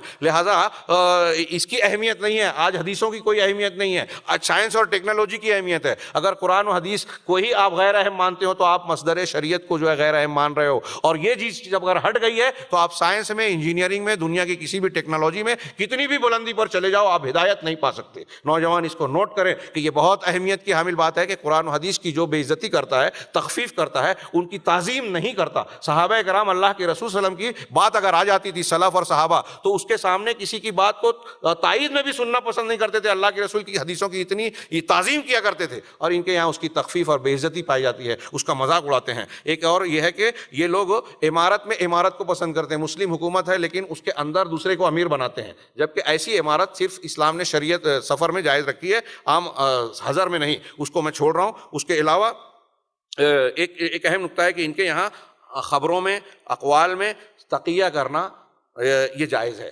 اسی طریقے سے سریت اختیار کرتے ہیں، جیسا کہ میں نے شروع میں کہا کہ باطنی مذہب سے ان کے یہاں یہ مشابہت پائی جاتی ہے کہ یہ سریت اختیار کرتے ہیں۔ اسلام میں یہ سریت نہیں ہے، خاموشی سے، چپکے سے خفیہ پلاننگ کی جائے، خفیہ پلاننگ کر کے نوجوانوں کو دھماکے پہ لگایا جائے اور فلاں کام میں لگایا جائے، اندر کچھ اور باہر کچھ۔ ان کے بڑے بڑے لوگوں نے کہا کہ اسلام کا کچھ ظاہر ہے، کچھ باطنی ہے، تو گھر کے اندر کی چیزیں جو مخصوص لوگوں میں رکھی جائے اور پلاننگ کر کے اس کو انجام دیا جائے۔ جو چیز اسلام کی ہے، اسلامی تعلیمات کی ہے، وہ سب چیزیں واضح ہوتی ہے۔ یہ انتظامی اور اداری چیز ہو سکتی ہے کہ کچھ باتوں کو آپ کچھ لوگوں کے لیے مخصوص اوقات کے لیے جو ہے چھپا کے رکھیں، لیکن دین کا یہ تعلق نہیں ہے۔ لہٰذا ان کے یہاں جو سریت اور باطنیت ہے یہ شیعہ مذہب اور باطنیت سے متاثر ہے، اور اس میں یہودیوں کی مشابہت پائی جاتی ہے جس کی تفصیل کا یہاں موقع نہیں ہے۔ ایک یہ کہ ان کے یہاں دن رات جو ہے وہ بہت نغمات، گانے آج کل بہت چلتا ہے، اسلامی گانے، اسلامی نغمے، اس کے اندر کیا خرابیاں ہیں؟ ایک تو یہ سلف کے منہج سے ہٹی ہوئی چیز ہے، بہت گیت گانا، نظمیں، بچوں کو کی حد تک، کچھ حد تک ٹھیک ہے اسلامی چیزیں آپ بتا دیں، لیکن یہ مسلسل یہ کرنا، اس میں مشغول رکھنا، یہ دینی اذکار اور دینی طریقوں سے دور کر کے ان چیزوں میں مشغول رکھنا ہے۔ علماء حق کی کتابوں سے، علماء حق کے خطابات سے، ان کے دروس سے دور کرنا، قرآن و حدیث کی تعلیمات سے دور کر کے اس میں مشغول کرنا، یہ بہت نقصان دہ چیز ہے جو ان کے یہاں پایا جاتا ہے۔ اسی طریقے سے ایسی تمثیلات اور ڈرامے، یہ دین کے ڈرامے بنانا، ان کے یہاں ایسے کئی فتوے ہیں کہ صحابہ کرام کے اور دینیات کے ڈرامے بنائے جا سکتے ہیں، اور آج کے موجودہ دور میں ان ڈراموں کے ذریعے سے اسلام کی تبلیغ اور دعوت کا کام کیا جا سکتا ہے، اور اس میں بہت ساری شخصیات کو جھوٹا اور سچا بنا کر پیش کیا جاتا ہے کردار میں، تو یہ اس پر اہل اسلام نے ان پر بہت نکیر کی ہے۔ اس کے علاوہ ایک نقطہ انہوں نے یہ بیان کیا کہ یہ تنظیم کے جو جلوس نکالے جائیں، احتجاجات کیے جائیں، مظاہرے کیے جائیں، جو آج کے موجودہ جمہوری اور یہود و نصارہ کی سیاست کا حصہ ہے، اس کو کیا جائے۔ سعودی عرب کے علماء کی لجنہ نے ایک مرتبہ یہ فتویٰ دیا جب کہ یہ اس قسم کے مظاہرات کی اسلام میں گنجائش نہیں ہے، مظاہرے نہیں کیے جا سکتے، احتجاجات نہیں کیے جا سکتے، تو اس پر جہاں اخوانیوں نے بہت شور ہنگامہ مچایا، وہاں امریکہ نے بھی اعتراض کیا کہ یہ آزادی رائے کے خلاف ہے، یہ ایسا ہے اور یہ ویسا ہے۔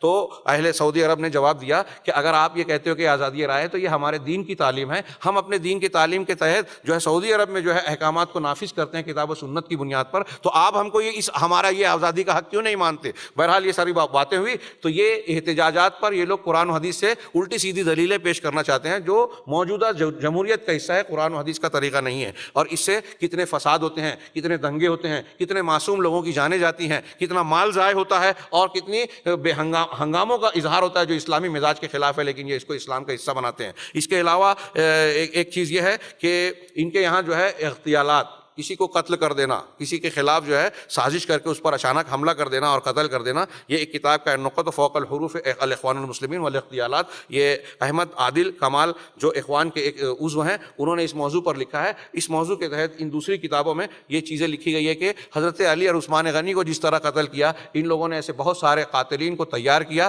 جو مختلف طریقوں سے مسلمان حکام کو قتل کرنے کا کام کرتے رہے ہیں، کر رہے ہیں، اور صرف وہ حکام ہی کو نہیں، عوام کو قتل کرتے ہیں، اور انہی کے تربیت یافتہ وہ بگڑے ہوئے نوجوان ہیں جو دوسروں کا آلائے کار بن کر جس دین اور شریعت کے اس دین اور شریعت کے نام پر دھماکے کرتے ہیں، جس دین نے یہ کہا ہے کہ اگر دشمن کے پر حملہ کرو تو اس میں چرچ میں ان کی عبادت گاہوں میں اگر کوئی مصروف عبادت ہے تو اس کو نقصان نہیں پہنچانا، کسی عورت کو قتل نہیں کرنا، کسی بوڑھے کو نہیں مارنا، کسی بچے کو قتل نہیں کرنا، کھڑی فصل کو نقصان نہیں پہنچانا، یہ قرآن و حدیث کی تعلیمات ہے۔ رسول اللہ علیہ وسلم کی حدیث میں صاف تعلیم ہے، جس کو آج اگر ہم غیر مسلم دنیا کو بتائیں کہ جنگ کی حالت میں بھی ہمارے رسول کا یہ تعلیم ہے، تو کیا وہ یہ الزام لگا سکتے ہیں کہ اسلام شدت پسندی اور دہشت گردی کی تعلیم دیتا ہے؟ نہیں لگا سکتے۔ لیکن ان تحریکیوں نے، اخوانیوں نے یہ حرکت کی، یہ مزاج بنایا نوجوانوں کا کہ مسلمانوں کا قتل عام کر دیا جائے، مسجدوں میں بم دھماکے کیے گئے، جمعہ کے وقت دھماکے کیے گئے، دوسروں کی عبادت گاہوں کے یہاں دھماکے کیے گئے، ذمیوں کو جن کو اللہ اور رسول نے کہا ہے کہ ان کو اگر کوئی قتل کرتا ہے تو جنت کی خوشبو نہیں پائے گا،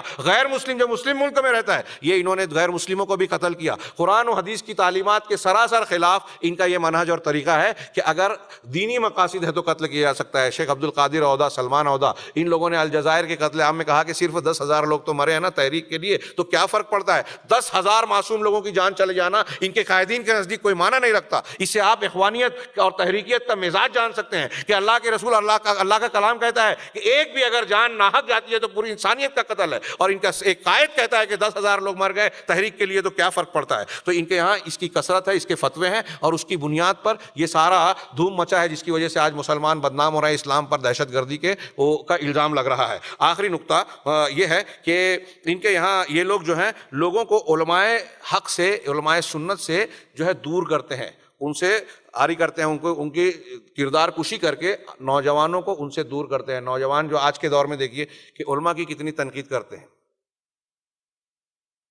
قرآن و حدیث میں موقع نہیں ہے کہ یہ بتائیں کہ اگر علماء حق ہیں تو ان کا کیا مقام ہے۔ امام حنیفہ کی تشریح کے مطابق وہ حدیث قدسی دیکھیں، من عاد علی ولیا فقد آذنتہ بالحرب، حدیث قدسی ہے کہ جو میرے کسی ولی سے دشمنی کرے گا تو مجھ سے جنگ کا اعلان کر رہا ہے۔ یہ اللہ کے رسول صلی اللہ علیہ وسلم نے کہا کہ اللہ تعالیٰ کہہ رہا ہے، لمبی حدیث ہے۔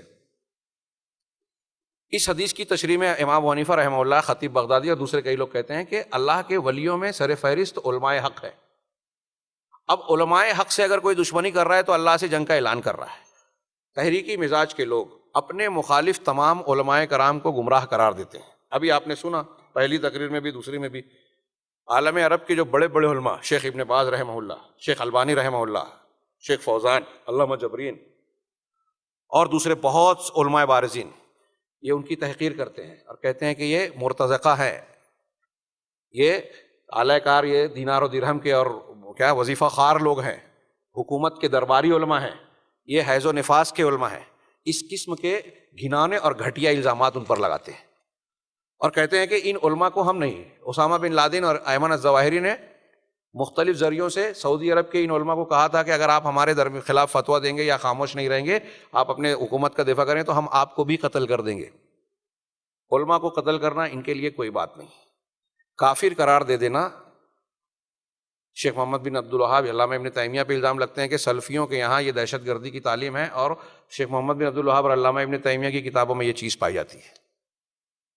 ابھی شیخ سلمان نے بھی لکھا، حالانکہ یہ جتنے داعش اور اس قسم کے جتنے گروہ ہیں، میں یہاں بہت ذمہ داری سے بول رہا ہوں، ان کے نوجوانوں کے پاس آپ دیکھیے جس سے ان کا دماغ خراب ہوا ہے، شدت پسندی اور جن کتابوں کی وجہ سے آئی ہے وہ تحریکیوں کی کتابوں سے آئی ہے، سید قطب کی کتابوں سے آئی ہے۔ سید شیخ علی اشماوی کہتے ہیں کہ سید قطب، ایک آدمی آیا اور مجھ سے کہا کہ میں نے فی ظلال القرآن سید قطب کی جو پڑھی ہے، آخری بات ہے یہ، سید قطب کی پڑھی ہے، اس کو پڑھنے کے بعد مجھے مسلمانوں کے ذبیحے کو کھانے کا دل نہیں ہوتا، تو میں کیا کروں؟ شیخ اشماوی نے کہا ٹھیک ہے ہم چلتے ہیں۔ وہ جا کے سید قطب سے سوال کیا کہ ہمارے ایک صاحب پاس ایک آدمی آیا اور انہوں نے سوال کیا کہ آپ کی کتاب پڑھ کے انہیں لگتا ہے کہ سارے لوگ کافر ہیں، تو میں ان کا ذبیحہ کھاؤں یا نہ کھاؤں اگر کافر ہے تو سید قطب نے جواب دیا کہ چھوڑیے ان کو، ان کا ذبیحہ کھانے دیجئے، اور یہ بتائیے کہ یہ جو اپنے آپ کو مسلمان کہہ رہے ہیں ان کو اہل کتاب کی طرح مان لیں، کیونکہ قرآن نے اہل کتاب کے ذبیحے کو کھانے کے جائز قرار دیا ہے، اس لیے اہل کتاب سمجھ کر ان کا ذبیحہ کھا لیا جائے۔ سید قطب جو پہلے امریکہ میں پڑھ کر آئے تھے اور پہلے دیندار نہیں تھے، بعد میں دین کی طرف آئے، ان کے نزدیک ان کی فکر سے ہٹ کر جتنے لوگ بھی ہیں، سارا مسلمانوں کا معاشرہ جاہلی معاشرہ ہے۔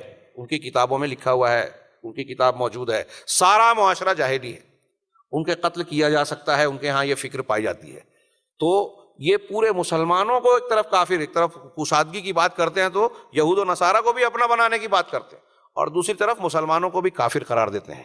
یہ ایک فرقہ اور ایک منہج بن گیا ہے، اور یہ فکر ایسی ہے کہ پورے عالم اسلام کا ایک ناسور بن گئی ہے۔ اور بڑی پریشانی کی بات یہ ہے کہ نوجوان طبقہ ان فکر منہج کے اس انحراف کو سمجھنے کے لیے تیار نہیں ہے، وہ سطحی طور سے دین کو ظاہری طور سے کچھ چیزوں کو دیکھ کر قبول کرنے کا عادی ہو گیا ہے۔ اس سلسلے میں مزاج بنائیے، تحقیق کا اصول بنائیے کہ ہمیں جو اللہ تبارک و تعالیٰ نے دین اور شریعت دی ہے اس میں ہم کو اللہ تبارک و تعالیٰ نے ایسے اصول اور ضابطے بیان کیے ہیں کہ اگر ہم اسے اپنے سامنے ہر وقت رکھیں اور اس کی روشنی میں دین کو قبول کریں تو کوئی دنیا کا کوئی شیاطین الانس اور جن ہمیں راہ حق سے بھٹکا نہیں سکتا۔ اور وہ اصول، سب سے پہلا اصول یہ ہے کہ کتاب و سنت کو بنیاد بنائی جائے، توحید کو اور سنت کو اپنی زندگی کی اصل اور بنیاد بنائی جائے۔ اگر ان دو چیزوں کو ہم نے اختیار کر رکھا تو دنیا کا کوئی بھی انحراف والا شخص ہمیں دھوکہ نہیں دے سکے گا، فریب میں مبتلا نہیں کر سکے گا۔ شیطان مختلف قالبوں میں دین کے نام پر دینداروں کو بھٹکاتا ہے، لہٰذا اگر کوئی قرآن و حدیث کو سامنے رکھے گا، سلف کے منہج کو سامنے رکھے گا تو اس قسم کی چیزیں اس کو دھوکہ نہیں دے سکے گی۔ اگر کوئی ایران، کوئی رافضی، کوئی دین کا دشمن